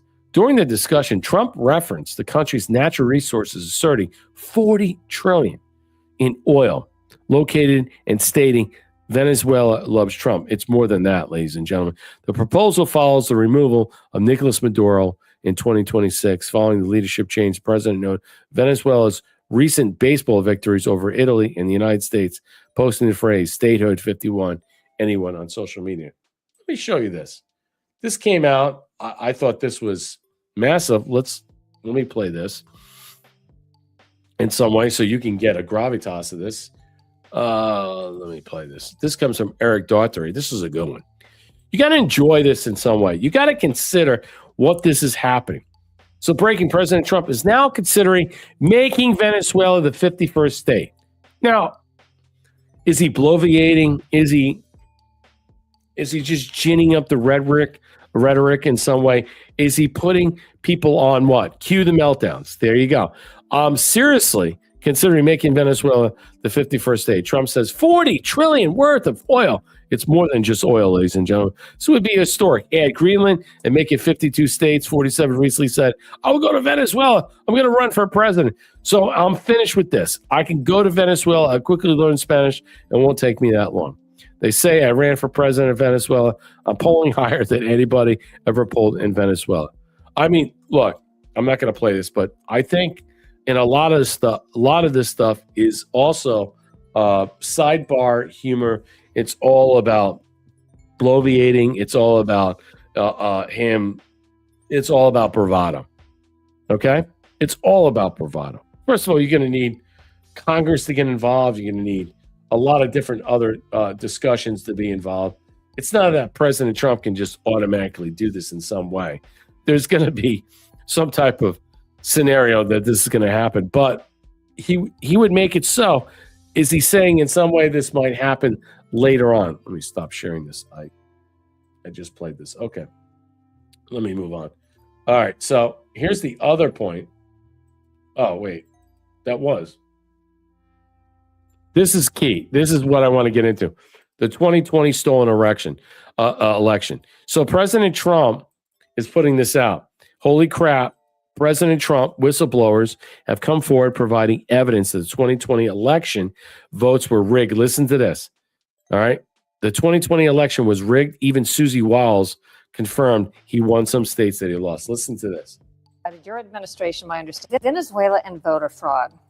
There are Venezuelan engineer whistleblowers who have provided your administration, my understanding is, with a lot of information and documentation alleging vote rigging in the U.S. elections, including in 2020, through an operation engineered in part by our foreign adversaries and centered in Venezuela.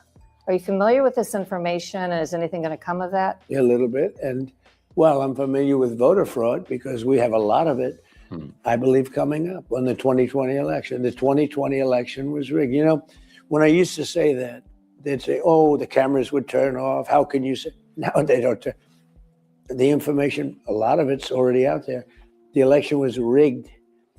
It was rigged. You look at Georgia, you look at Pennsylvania, you look at these states, they were rigged. It was a rigged election. And they used COVID to do it, and they used crooked, dirty cops to do it. You know, they're dirty cops. Like you read about Comey. Comey's a dirty cop, bad guy, bad for the country, bad guy. But no, the 2020 election was rigged. Anytime you have mail-in voting, you're going to have a rigged election.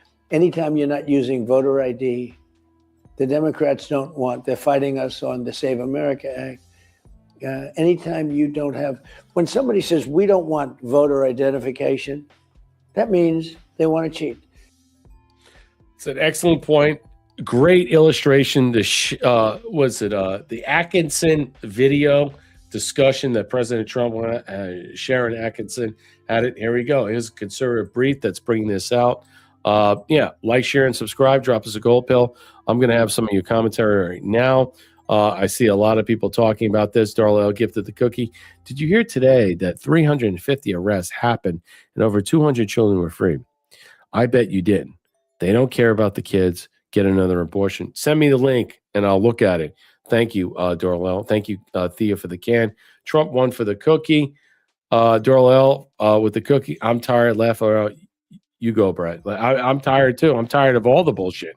I'm tired of all the phoniness. And if you don't like this, I'm trying to set up this scenario in some way. People they don't like this in some way, but I like the background.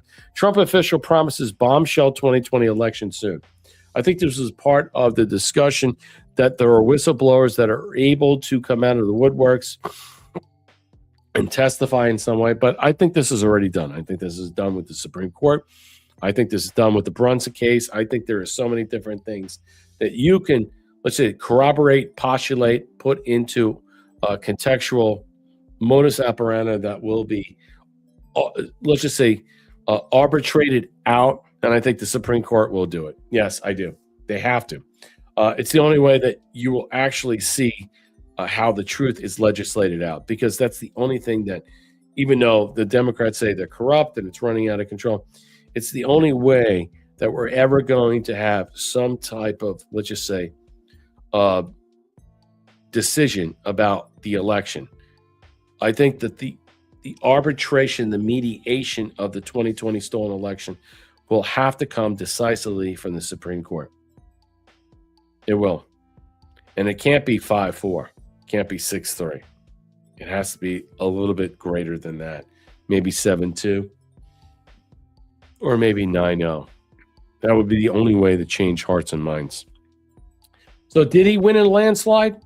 Will he soon be able to give evidence about that? Crowley said, without providing further details. The statement aligned with those made by other high-ranking officials, including FBI Director Kash Patel, have discussed this.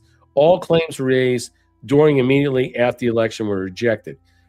Trump signaled in February that something significant may be revealed to the 2020 presidential election after the FBI executed a search warrant. Like I said, I do believe after this Fulton County, Georgia raid, and after Maduro, which we know that Iran and foreign actors, China, and maybe even Venezuela were involved with flipping the script. All these types of like transgressions will have to be presented in such a way.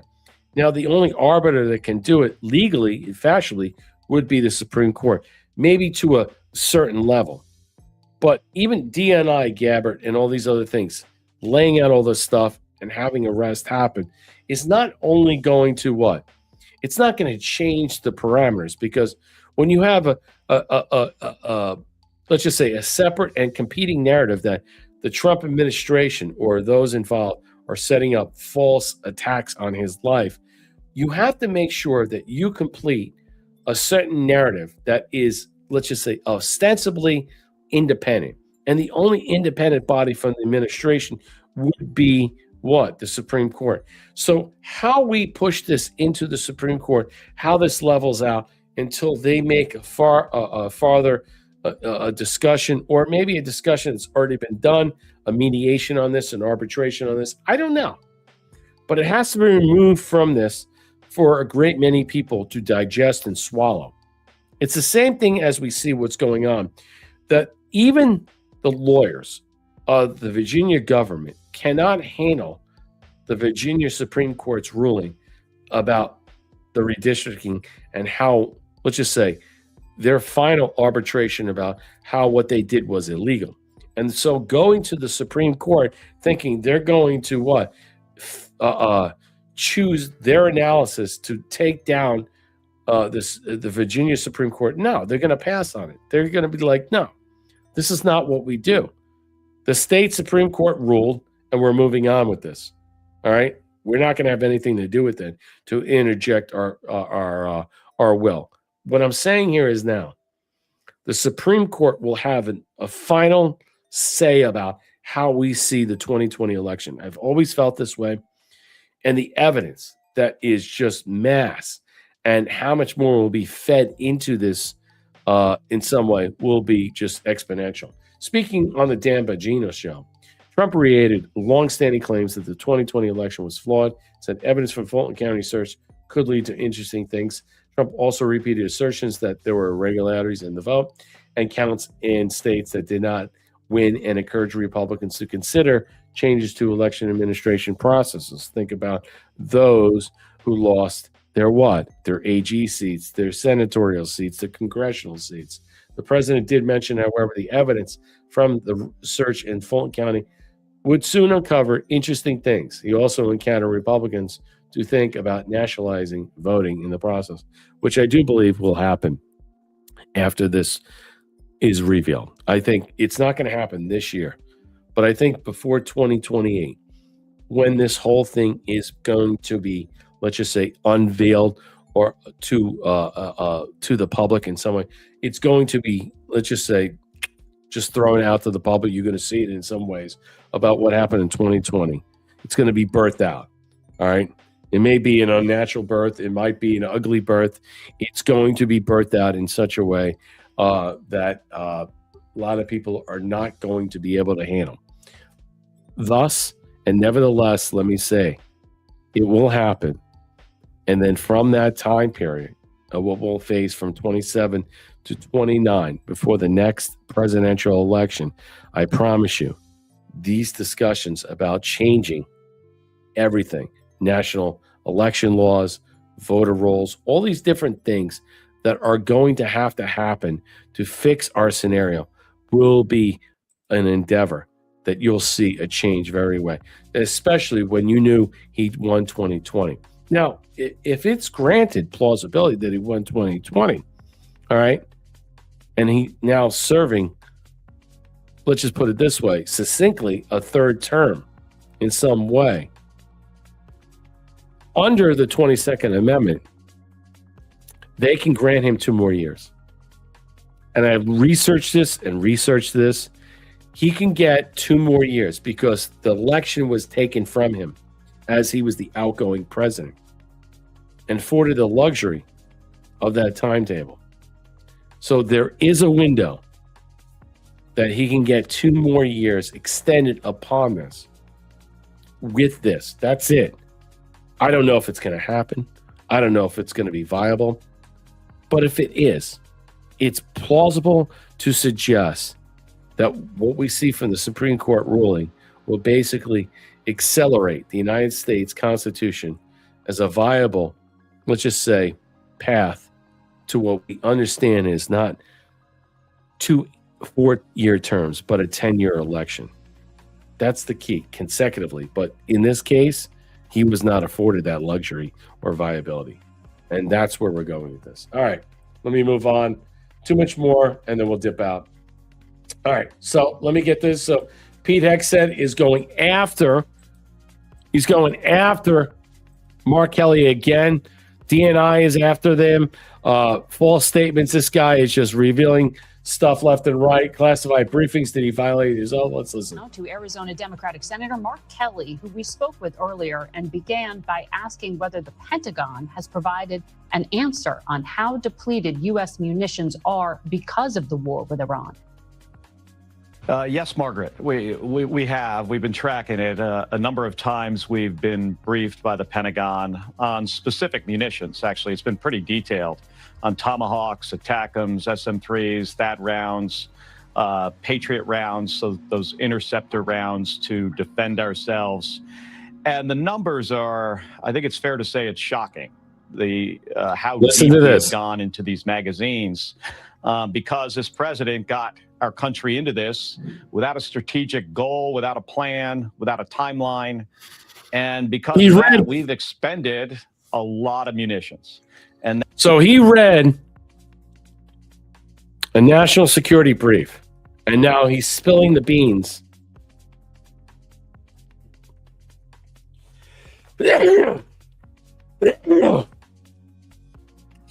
Excuse me.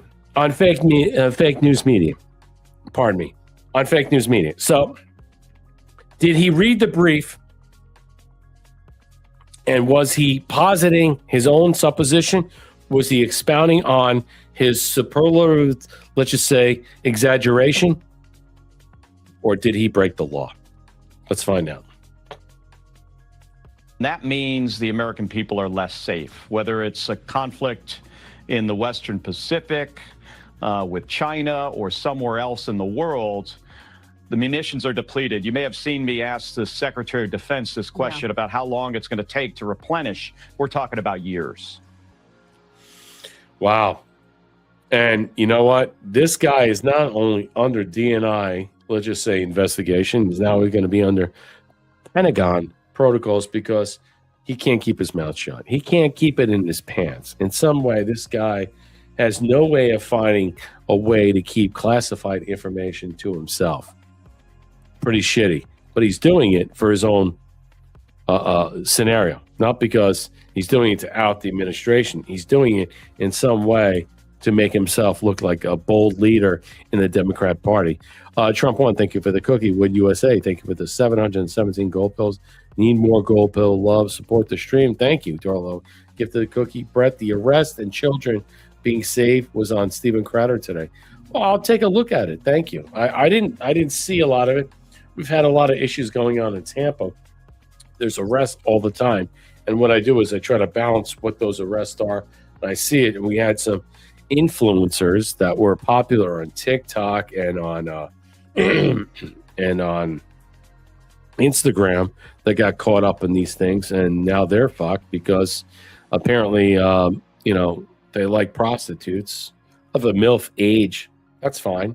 I'm okay with that as long as it's not children. But, in some way, if you're married and you want to play hide the baloney, you want to, the Maloney baloney in some way, just what's going on in Italy. That's all the videos that are coming out because, Georgia Maloney, hide the baloney, she's got problems. But if you are out there seeking sexual congress and you're married, you got a huge problem, especially if you got a big name platform and stuff. It's not like you're single. I think most people will be like, well, why don't you just go on Grindr or Tinder or something like that?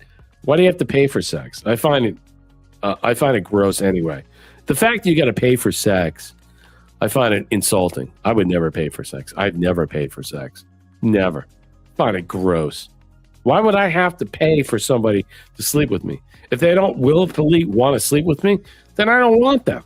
But I'm not going to force them.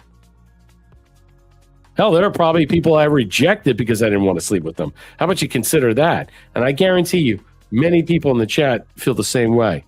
My idea about understanding about a lot of this stuff is basically we relegate it to a certain thing. And as Dollar L has pointed out perfectly, it's about the children underage in some way. I don't care about prostitution if you want to pay for sex in some way. But if you're facilitating a certain, let's just say, end around of all this stuff by underage and all this stuff, it's not really prostitution. It automatically enters into trafficking. And we should do everything we can to make sure that we cut this off. I mean, in some way. I mean, I'm not saying in some way that we should make it a felony, but I think the fact is that make it a felony for John, but not make it a felony for those that are prostituting. But the question is, what's the point? Or do we have any impetus of doing something logically and smart? I mean, if we want to end trafficking, then we sex trafficking, then thus we need to end legal prostitution. It's basically, it's neither here or there. It's the same thing. One's forced, one's in some way its own volition, which I don't buy. But in some way, we should have laws in the books to really end this in some way and not continue to carry on with the nonsense. And that's not what we got escort services. We got all these other things where people pay all this money and stuff. And I understand there's a market for it. All right. If you have to pay for it, it ain't worth it. No, if you have to pay for it, then you're not worth it. That's my attitude. You're not worth it. You're not worth to be God's children. I'm serious. How do you call yourself a Christian and you're seeking out, just go masturbate? I don't understand why people, I find it like insulting in some way. And I'm a big believer in marriage in a lot of ways, but I didn't get married until later on in my life. All right. Yeah, I had relationships. I dated people and all this stuff. Never worked out. And I found that the older I grow, the more I realize that who the people I don't want to be around. The drama queens, the drama kings, all the nut jobs, certain religious ethnicity groups, certain just all this other stuff that I just realized that over time that I realized I cannot be a part of this in some way. The feminists and all this stuff, but you don't know who you marry. You don't know who you enter in until later on after you're married. All right. Do people change? Yeah, they do. They do change. That's why I always say, make sure you got a speedboat, a duffel bag. If you want to end your situation, you could do it easily and drop it. No, I'm just joking. I'm being facetious. I'm joking. How about fix your mind? Yeah. Self-control. Exactly. I mean, I look at the sex clubs. I live in Tampa, and I'm like, a lot of these sex clubs, and I don't know, they're now underground. They're not like, all this stuff. You know what it is? I'll be honest with you, and so I don't go to them. Even when I was younger, I was forced to go by friends who were rich. I wasn't rich when I was just a working man, and a lot of people I knew were very wealthy. And I'm like, why do I'm like, yeah, I got to pay $100 or I got to pay $50 for a single malt scotch. Or I'm like, yeah, well, it comes with the laptop. I'm like, I'll pass. I participated there and stuff. I'm not paying for a laptop. I'm not paying for this. It's a waste of money. I'd rather get a box of cigars. All right. I mean, what's the point? I mean, I think singly how I look about all this other stuff that's going on. Mrs. Collins must be a real jewel, Brett. Well, she's not Mrs. Collins. She keeps her maiden name. So there's a proactive feminist control apparatus involved. Well, we do it because, let's put it this way, it's financially inconceivable to change the name because it's going to cost us thousands upon thousands of dollars with businesses and all this stuff. It is, credit cards and everything. It will fucking destroy us. Yeah, that's right. So yes, hello, Mom. Yeah, I don't even think about it. I don't even think about these things. Like if my wife's away and she's traveling, visiting her friends and stuff, I'm with the dog. We're doing dog things. I'm not going out to the dog park. Oh, let me pick up a young broad and stuff. We're just doing things. We're smoking my cigar. I don't even see. My point is, I don't even. It doesn't cross my mind. I don't even get it. Reprobate mindset. Yes, that's a very good. Why don't you explain reprobate mindset? I know what it means, but you explain it, Darla. But what I'm saying is, I don't even get into these things, and I wonder why. Like a lot of these rich, good-looking guys that are wealthy and whatever, and they're actors, whatever, and then you got a hot wife, you got a broad that's like whatever, and you're still willing to dip out. You're still willing to dip out. It never ends well. There's no grass that you can see that's greener than you can see. And I'm colorblind. I can tell you right now, I am colorblind in one eye. And I have trouble visualizing colors. But I can tell you right now, there's just no way. And so when I look at the trafficking and I look at the prostitution and I look at all these things, it all has to come crashing down. We have to have new laws. It's the same thing I said when I talked to what I feel about Good Samaritan laws and how I feel about Good Samaritan laws. I believe in some way we have to defend our neighbors. If honestly, if you're seeing a woman being raped and murdered or tortured by a group, you need to step in. Or you know what? If you're on camera and you don't do anything, you walk away, well, then you know what? You should be prosecuted. Because you helped what? Allow this to happen. And I'll get to that. Let me move on. All right. So let's get to a couple of things. So Polymarket says right now, because we're running out of time, Polymarket comes up. Boom. Here we go. So if anybody's worried about the 2026 election, don't. Republicans surge past Democrats in Senate. Midterms odd. 54%, 47%. It's good. It's golden. We're okay. I think, but you got to get out and vote. I think the whole thing is you got to be saddled with the idea. You got to get out and vote. You got to get out and vote. I mean, it's not like in some way it's like, oh, well, it's automatically going to happen because AI says it's going to happen. No, you have to physically bring your fat ass to the voting booth and fucking, all right, with a dark pen or what have you, a dark pencil, and vote away. That's the only way it's going to change. And vote for the proper people. All right. I don't know who those people are and who you support, but in some way or another, we're going to have to make decisions in Florida coming very soon that's going to be troubling. I'm going to be very trifled with my scenarios of how I feel about primaries and our new governor and where it's going to come. As much as, DeSantis, I think overall DeSantis was, when I look at DeSantis, he's about 87%, probably one of the best governors we've had in a very long time. And I give him that percentage. The reason why I don't give him 90% or 95% is because his failure to learn about running against President Trump and what he did in the primary and how he acted and everything with his wife and all that stuff. All right, but as an effective governor and stuff, 87%. That's it. And he's got some other issues and stuff. I don't know what's going to happen to him after his tenure in some way. I don't know where it's going to go. I don't know if he's going to serve in this administration. I don't know if it's going to be viable. President Trump's going to put him on the Supreme Court. I don't know. But I'm not worried about it. I'm worried about who's going to become incoming. And I am completely convinced that I am fucking wholly worried about that. Why isn't Trump endorsing him and holding a rally in Texas? Why is it banning the man who stood with him in 2020? This is all the stuff. John Cornyn is no good. Texas for vote. So you got a lot of this stuff that's being posited out there in some way about Cornyn and Paxton, and President Trump is going to give his analysis about that in some way. And there's some deep rhino cucks inside of Texas are basically like, what are you doing? You support him. I'm like, no.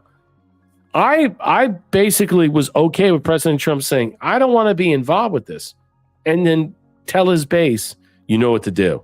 Why suggest in some way that you could blow this up in one end, unless he's waiting for a bombshell to come out. And when that bombshell is delivered, then he, at that moment, he thrusts at that moment, makes a sidle pitch, and then it's game over. And it'll have to be within a 48, 72-hour window. And I believe that's what's going to take place. Here we go. Defiant Ellis puts this out. I got a little bit more, and then we'll dip out. He puts this out, and he says some good stuff. Scott Jennings, Schools, Cameron Kasky. Who the fuck is this guy? You don't get to say illegals anymore. Oh, we don't get to say illegals. So you got Democrats. You got liberal lefties saying, you control our speech. You can tell us what the terminology, the verbiage, the syntax is to describe the most what? Racially profiled scum of this country that is allowed to what? Burrow its way in, to bribe, to cajole, to blackmail, to extort, to steal everything that our country is about. And it's okay that we have to give them a pass while they continue to do that. While Nick Shirley exposes the crime-ridden filth of illegal, criminal, alien scum. They are scum. They are parasites. Yes, they are. And they need to be treated with a high dose of either radiation or ivermectin. In any way, we need to make sure we excoriate these people out of our country, out of our fold, out of our nest.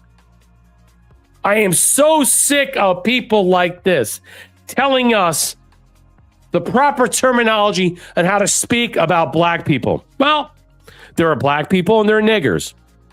There are. Oh, there are. Even black people know who niggers are. And then you got a variety of Hispanics, Spanish, Cuban, this and that, and there's a language for them. There is, and it's in Spanish, and I'm not going to describe it because they have a better way of talking about it. But there's a better way of that, understanding who they are. And then you got other classes of people that have nestled into this country from third world shitholes, Somalia, Haiti, Africa, Nigeria, basically these people, no health benefits. They got balloon heads, no teeth.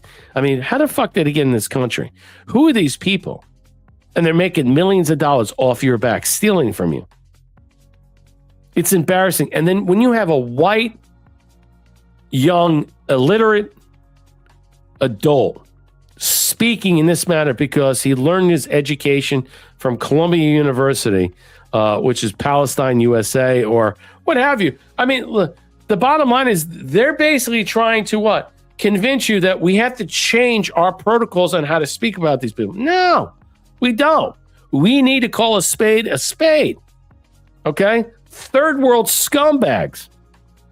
I mean, I got a lot of words, choice words for Hispanics and all these other fucking people, Mexicans, and all these people that come in these countries. They're gutter trash. They are. They're not educated. They're stupid. They're disease prone. How do they benefit mankind? How do you see them benefiting a country like America? You don't. I'm sorry. Yes, as a Christian, I feel that way.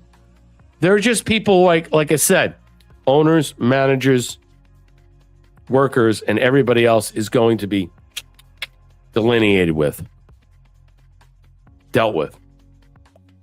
That's just the way I feel. If you're not willing to take charge of your own life, to make it better, to make it greater, if you want to just take all the drugs you want, drink as much alcohol as you want, do as much fentanyl, you want to rape, murder, kill, and stuff, you're not a proactive member of society. And maybe we should get to that way. If you're not a proactive member of society, I don't want you in my country. You're not working 1 or 2 jobs, as most middle-class people are. You're not robbing and stealing. You're not selling drugs. You're not raping kids. There's a lot more. Let's listen. The diverse, the percentage. Who are you to tell me what I can and can't? I've never met you, brother. I can say whatever I want. They're illegal aliens, and that's what the law calls them, illegal aliens. That's what I'm going to call them. As for our conversation, we you don't get to say Look at this 20-year-old faggot. He looks like a little queer. You know, he's got been pinched a couple of times in his ass. All right. And he's trying to, tell Scott Jennings, who the fuck are you to tell me what to say? But, we've gone through this whole situation over and over again, where they tell us all the time to control our attitude, the way we speak about gays and trans and all that stuff. Those days are over. I'm calling you a retard, a faggot, a pole-smoking, whatever, a deviant, a demon. I got a list of names that I can call a variety of groups. And we should all be talking in the same fashion. You don't get to tell me how to control my linguistic, let's just say my verbose vernacular of speech. You don't get to control it because you went to some fucking shithole university that you paid a shit ton of money, and all you learned is what? We got to be special with these people. No, we don't. We're lucky you don't see us out there, with our 9s and axes chopping these people up to death like they are some fucking zombie nation, which they are turning into. You are lucky we are not Death Wish 5, Death Wish 2025. You're lucky we are not there right now. We'll get there if you bring us there. You will bring us there, and we will love it. We will love it. We will love every moment of it. And so all these other fucking ass faggots that are out there are producing this nonsensical discussion about how we're supposed to speak in some way. Fuck you. You don't get to tell me what to speak. You're the retard, a faggot. I don't fucking care. I will say where I want. Nigger, nigger, nigger. I don't fucking care. Because not all blacks are niggers. But not all niggers are blacks either. You have to consider that. We have a crime rate all over the place because of understanding our situation and our reality based upon blue city state fiefdoms. And there are percentages that are out there. They don't address the entire nation. I get that in some way. And so it feels in some way it is. It's not completely. There are areas that we don't see murder rates through the roof. But Chicago, New York, LA, San Francisco, many parts of California, many parts of other regions and stuff like that. And I'll show you that in a second. Let me continue on that's going on. Here's an interesting thing. Let's move on a little bit with little stuff. Let's talk about TPUSA and their bullshit and their hypocrisy. Yeah, I'm okay with it. I don't fucking care about TPUSA. I don't care about, the wife that is still grieving. I don't care about her. But I will say, I will call out the hypocrisy every day. Andrew Colville's wife, Caitlin, reportedly filing for divorce, citing inappropriate relationships at work. A TPUSA insider, listen to this, claiming that Caitlin Clovet, the wife of long TPUSA spokesman Andrew Colville, has allegedly filed for divorce after 13 years of marriage. According to this April 2026 article, she is citing inappropriate relationship with colleagues at work, specifically pointing fingers at an alleged affair involving Andrew and Erica Kirk, plus claims that Erica bullied her after. Important caveat, this remains unconfirmed at this time. There are currently no public court records showing this up in Santa Barbara County. That said, Andrew Colvin has scrubbed a lot of his and his wife's personal data from the internet. And if a divorce was case filed, it's very likely it would be sealed so the public wouldn't see it anyway. To anyone close to the Colvin family, if you know anything about the current state of their marriage, please reach out. You can DM me privately. Wow. I have to say right now, I look at Charlie Kirk's passing, as unfortunate and as sad as it was. It might have been a blessing in disguise because he was fighting an uphill battle. And I mean that wholeheartedly.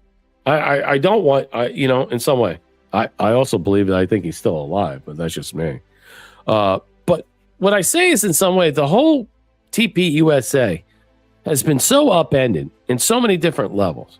There's so many question marks all over the place between the former wife, the grieving wife, all this other stuff, many participants inside the industry, many people leaving these chapters because of all this nonsense. It's connected to Israel, all the benefactors, all the stuff that's, it's unraveling in some way.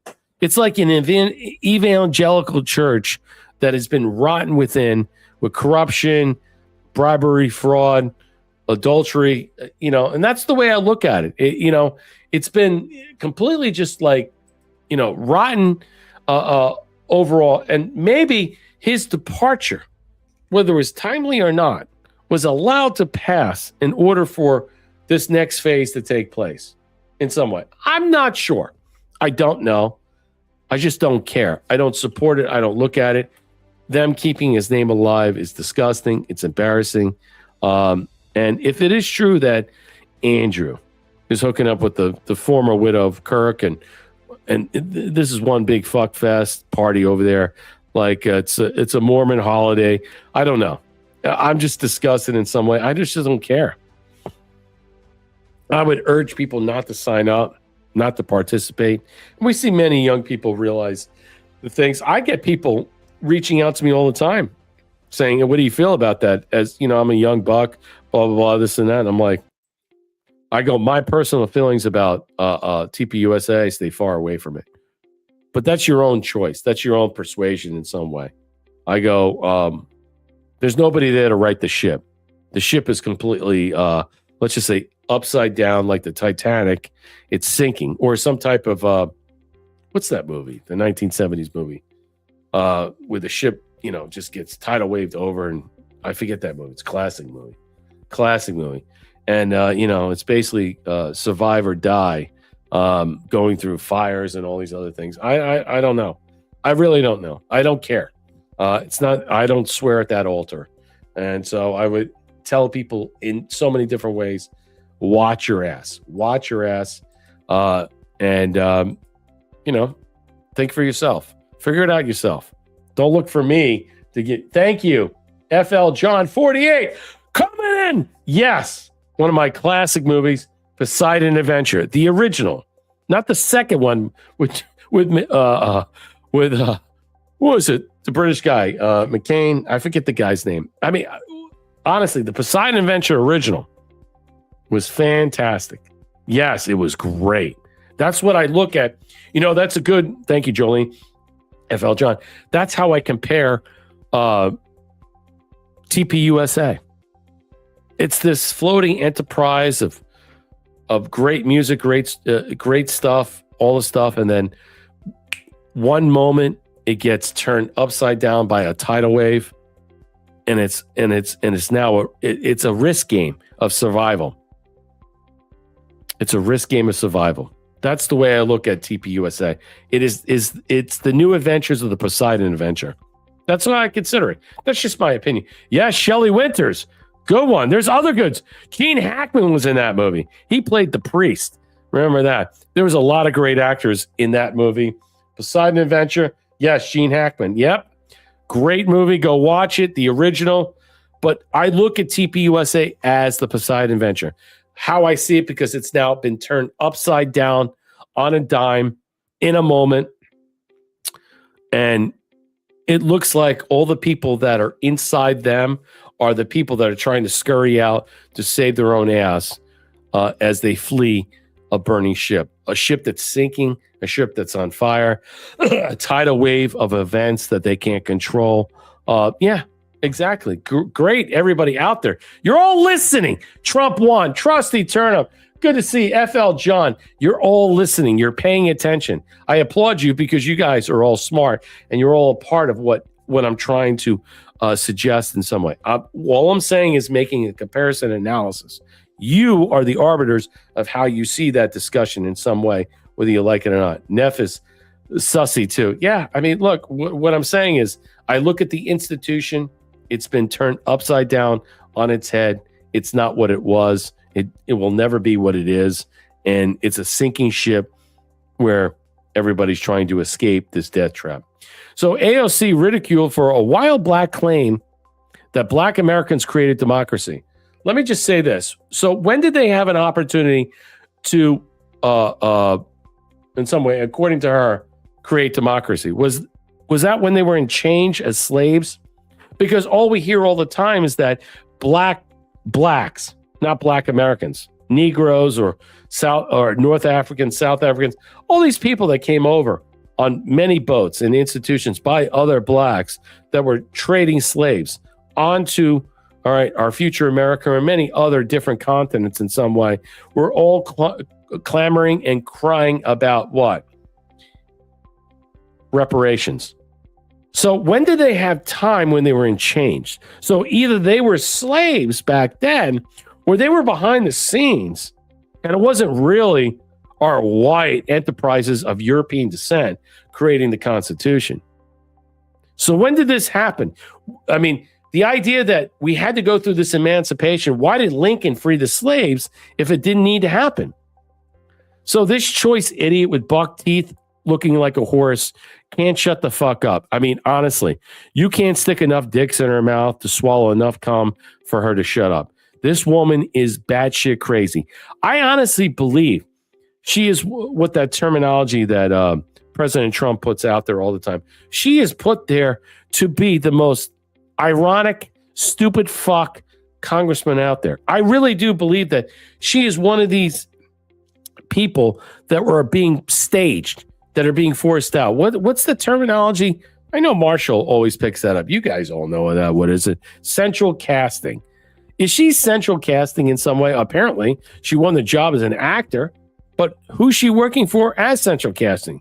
All right, let's look at this. When she delivered one of the humdinger of hypothesis during a recent podcast interview, Democrat New York Rep AOC delivered her bizarre perspective on history in a podcast by a comedian, Ilana Glazer. There are very few like real archetypes, in my opinion. Truly what America is all about. I think about civil rights and voting rights movement, how Black Americans really created democracy in this country. That's right. That's exactly right. So what are you saying? You're saying they had to create a level of violence to get to a certain position where they are, but they haven't changed. The level of violence has escalated in these blue city fiefdoms with the young bucks because the parents and the grandparents can't control them. I say lock them up, and they know that will all change. I struggle to understand what Ocasio-Cortez means. Does she really believe democracy was the invention of Black activists in 1965?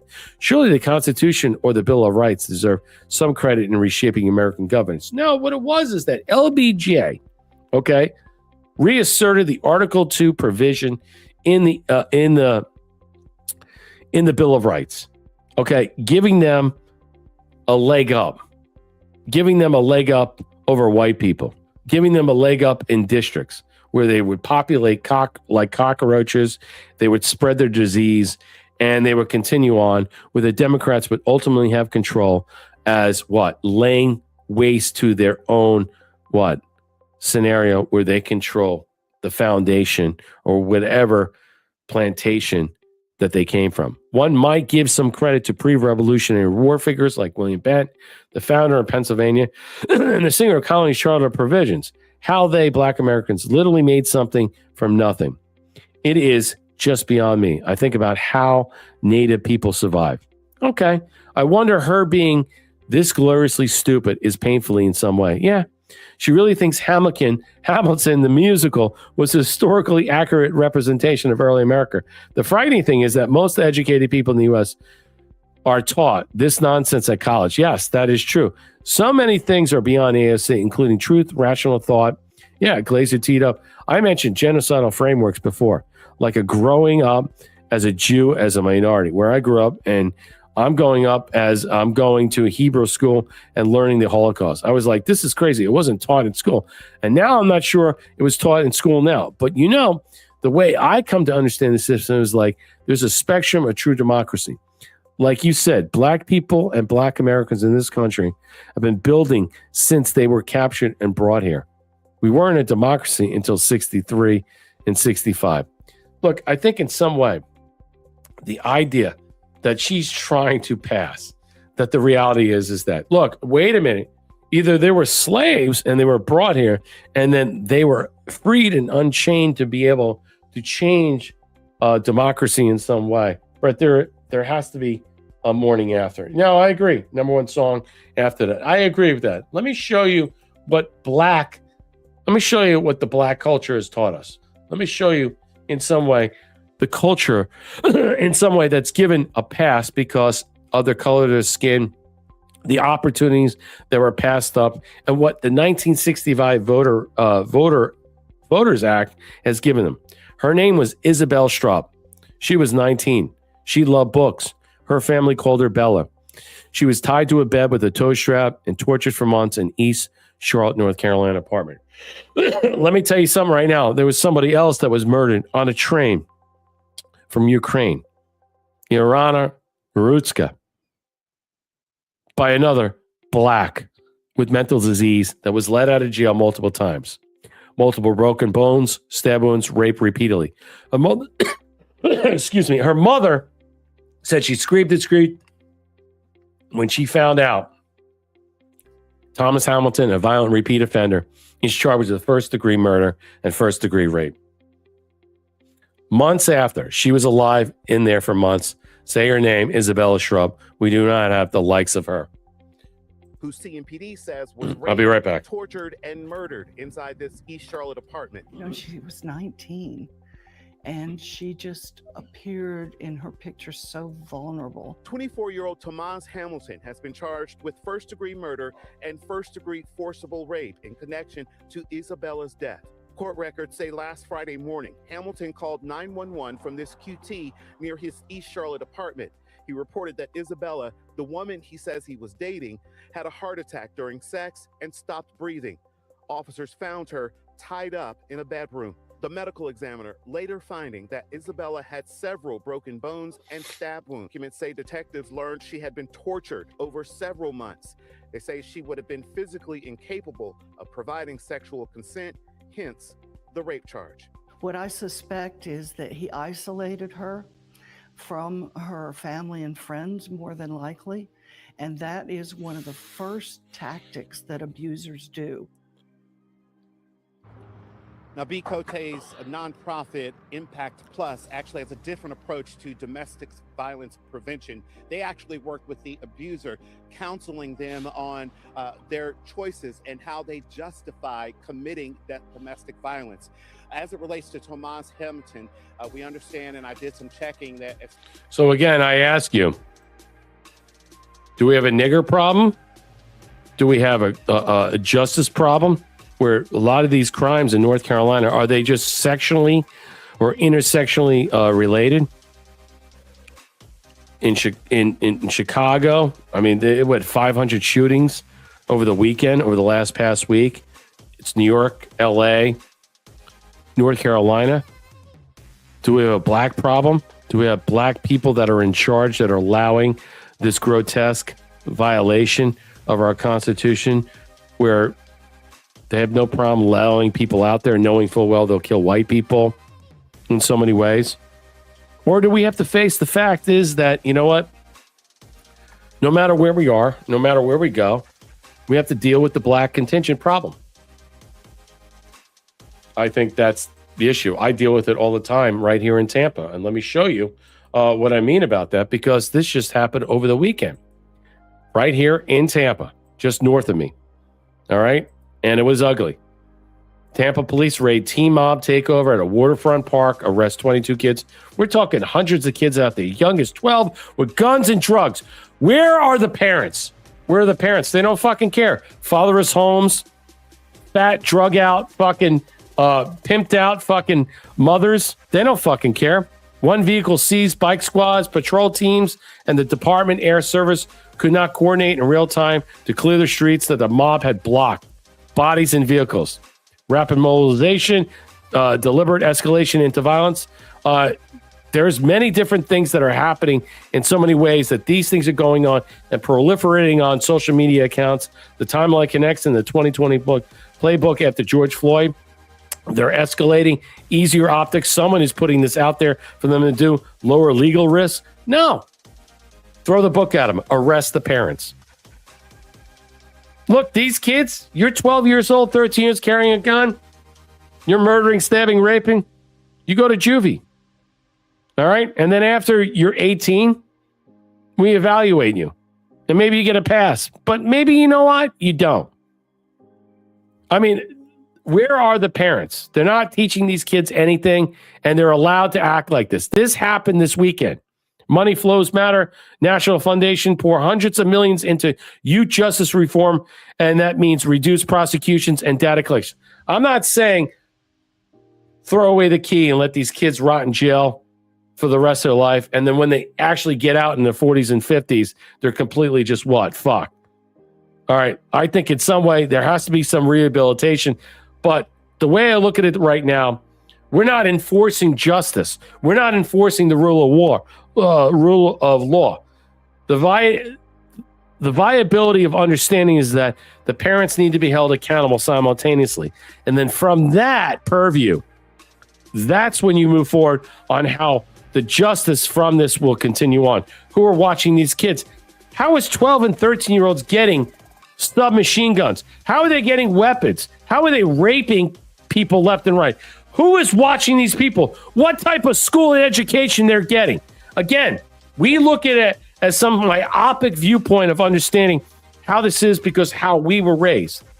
But the reality is our cycle, or how this cycle is of arrested teens through a system still influenced by federal grants that reward leniency? No. Most will be what? Released in the same environment that produced them. That's what happened in North Carolina. That's what's happening all over the place, where black people by Jewish judges will allow the same propensity of violence to go out, to kill Whitey, to go into these crossroads, to take over areas. I say arm yourself. If the police are not willing to defend you or protect you, then you need to be the vigilante justice that has to be done.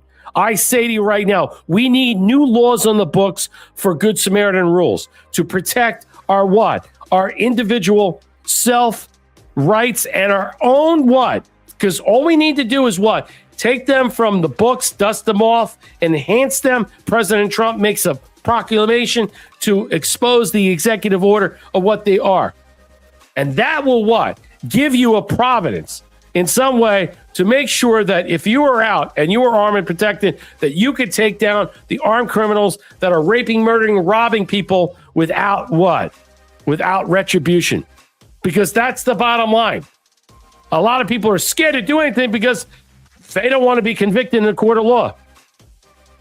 You know what I say? You should be more concerned how God is going to see you by allowing another human being to be murdered and raped and tortured. May mercy be upon you in God's eyes. And I say to everybody out here, we have a huge culture problem with black people, young blacks that are out of control, that are operating in so many different fashions, that are being targeted to commit these crimes. And thus, we use the N-word in so many ways to convince people in some way, well, this is just a situation of a ghetto scenario. No, This is much more prevalent. This is not just saying that all these people are X, Y, and Z. This is a pattern that is being orchestrated out and facilitated out in such a way to do these things, to attack people, to create things. They're being paid, they're being pushed out there in some way. It's organized. That's what I'm saying. Who is organizing this structure? You take them down. So Florida high school, 11 Florida high school. I live in Florida. Florida high school students, let's play this up. Look at this. Ambushed a 60-year-old at a bus stop. It reportedly started as a fight between two students before a mob of others joined in, beating and kicking and stomping on this kid unconsciously. If your kid joins a mob that ambushes and beats someone, that's parenting failure, plain and simple. Look at these wonderful, good-looking young men. I hope you spend the rest of your life in jail getting ass raped by Bubba. Fuck you and die. There's, like I said, you have owners, you have managers, you have workers, and the rest of the population, 20%, like these people, they're gone. They're done. We cannot allow them in our society. They will. There's no second, but they'll give, I mean, depending on the court, they'll give them a second or tertiary thing. But my attitude is no. Because if you were allowed to make sure that you're vigilanting justice, that was my kid, I'd kill them all. I would kill every single one of them. And I wouldn't just shoot them. I would hunt them down and I would execute them one by one. You damn right. And I'm telling you right now, we are leading to a way that we are about to find ourselves into a level, because it doesn't matter if it's grandiose all over the place, whether it's certain fiefdoms in North Carolina, which apparently pops up all over the place, Chicago, New York, and stuff like that, or maybe isolated areas where I live in Tampa, just north of me. I know right now, the areas I live and the people I talk to, they fucking hate those people. And they got no problem going pop, pop, pop. They just avoid the conflict because they don't want to deal with it in some way. But if that conflict comes finding you, you don't waste any time, because they're not going to grow old to be wise. They're going to grow old knowing they're going to have a rap sheet killing people like you. And so their life is meaningless, according to me, and the way I think, and the way I'm trying to assess the subject right now. But as we move on and how we think about that, I Spit on Your Grave is a pretty good movie. Well, the classic 70s movie, the late 70s, early 80s, the redone is it makes a point. A woman's raped by multiple people. She seeks vengeance. It's a glorious movie in some way. But that's a different time about understanding this. I'll release the gold pills. I want to thank everybody out there for supporting the platform. Darla, I'll give to the shades. Thank you, Brett. Lone Ranger, I just dropped the cookies. I'm not mad. Yeah, I know. Thank you, Trump One, for the cookie. Yeah, look, I just want you to understand in some way the stupidity when you see AOC saying stupid things, saying, black people created our culture. They are an architect of our culture. They're an architect of our culture, of a culture we don't want, or we don't need, of a violent culture, okay, who can't control their children, who can't raise their children. They're products of what? Of a disease, and that we no longer can contend with. There are many people that I believe in some way, they're fine living next to black people in some way, but they're not comfortable with the idea of them having children near them or their children. And I think in some way, it clears the path of understanding is that we should have the opportunity, the very opportunity to want to be away from many sects. Why is it that you can have all these different groups, okay? You can have black groups, Asian groups, this group, but you can't have a white group. Why can't I have a white society? Why can't I want a white society? I'm not saying a Nazi society, a society that wants to kill people in some way. Just a society that wants to breathe free of what? Harm and abuse from many other different, let's just say, groups that are out there. I just don't want to intersect with you. I don't believe in wanting to have a relationship with you in some way. There are people right now that are contending that we should really divest ourselves from these people. Because if the police cannot protect you, if our communities cannot protect you, we need to make sure that we are insulated and we start to think about a different path, a path without them. And whatever that means without them is meaningful. I think about it all the time. I hear all the time that's racist, that's all that stuff. I don't think it's racist. I don't think it's racist because when you think about who you are and where you stand with them, it's not racist. They want to kill you. They have every opportunity to kill you. And purportedly, as you see with judges and stuff, they're giving what? They're allowed to continue on with this and go through the justice system 24, 48 hours through mental defect or mental redress of grievances or all these different things. And the question is, why is that? Why is it allowed? But yet we're sitting here scratching heads, and then we make any type of suggestion that we're racist. Well, then I contend it's okay to be a racist. In fact, I say it all the time. It's okay.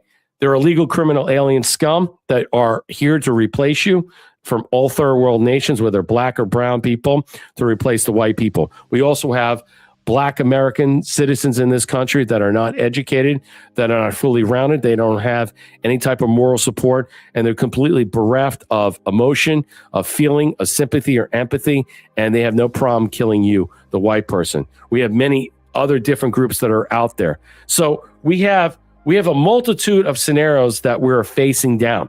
Arm up, protect yourselves, and don't look back. Don't think that in some way you cannot protect yourself in some way. Mentally prepare yourself to understand the rationale that we're all facing. We're facing is right now is that there's nobody going to be out there to protect you.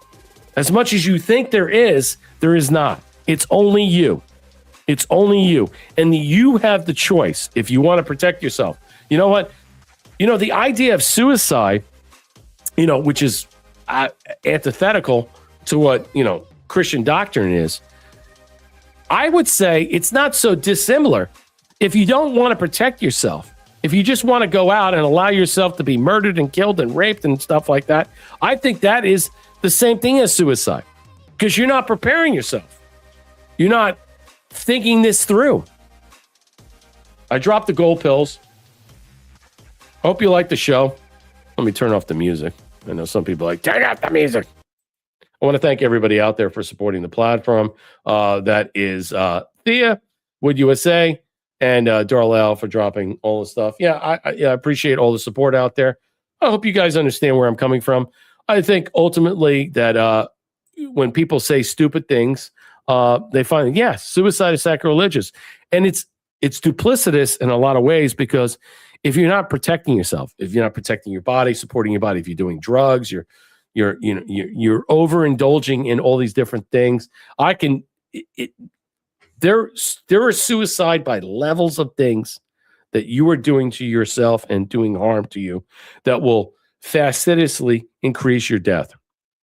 I can argue that dieting, food, alcohol, drugs, you name it, driving erratically, doing crazy things. What I'm saying is in some ways that we don't have to be surrounded by this nonsense. We don't have to be surrounded by this nonsense. We need to protect what we are. We are the light, and we should showcase who that light is and what that means. Well, that's our show for tonight. I want to thank everybody out there on YouTube, on Rumble, and on pill.net. I will return on Wednesday. Thanks, everybody. Hopefully Marshall will return. Maybe, maybe not. We'll see you then. Ciao, Bella.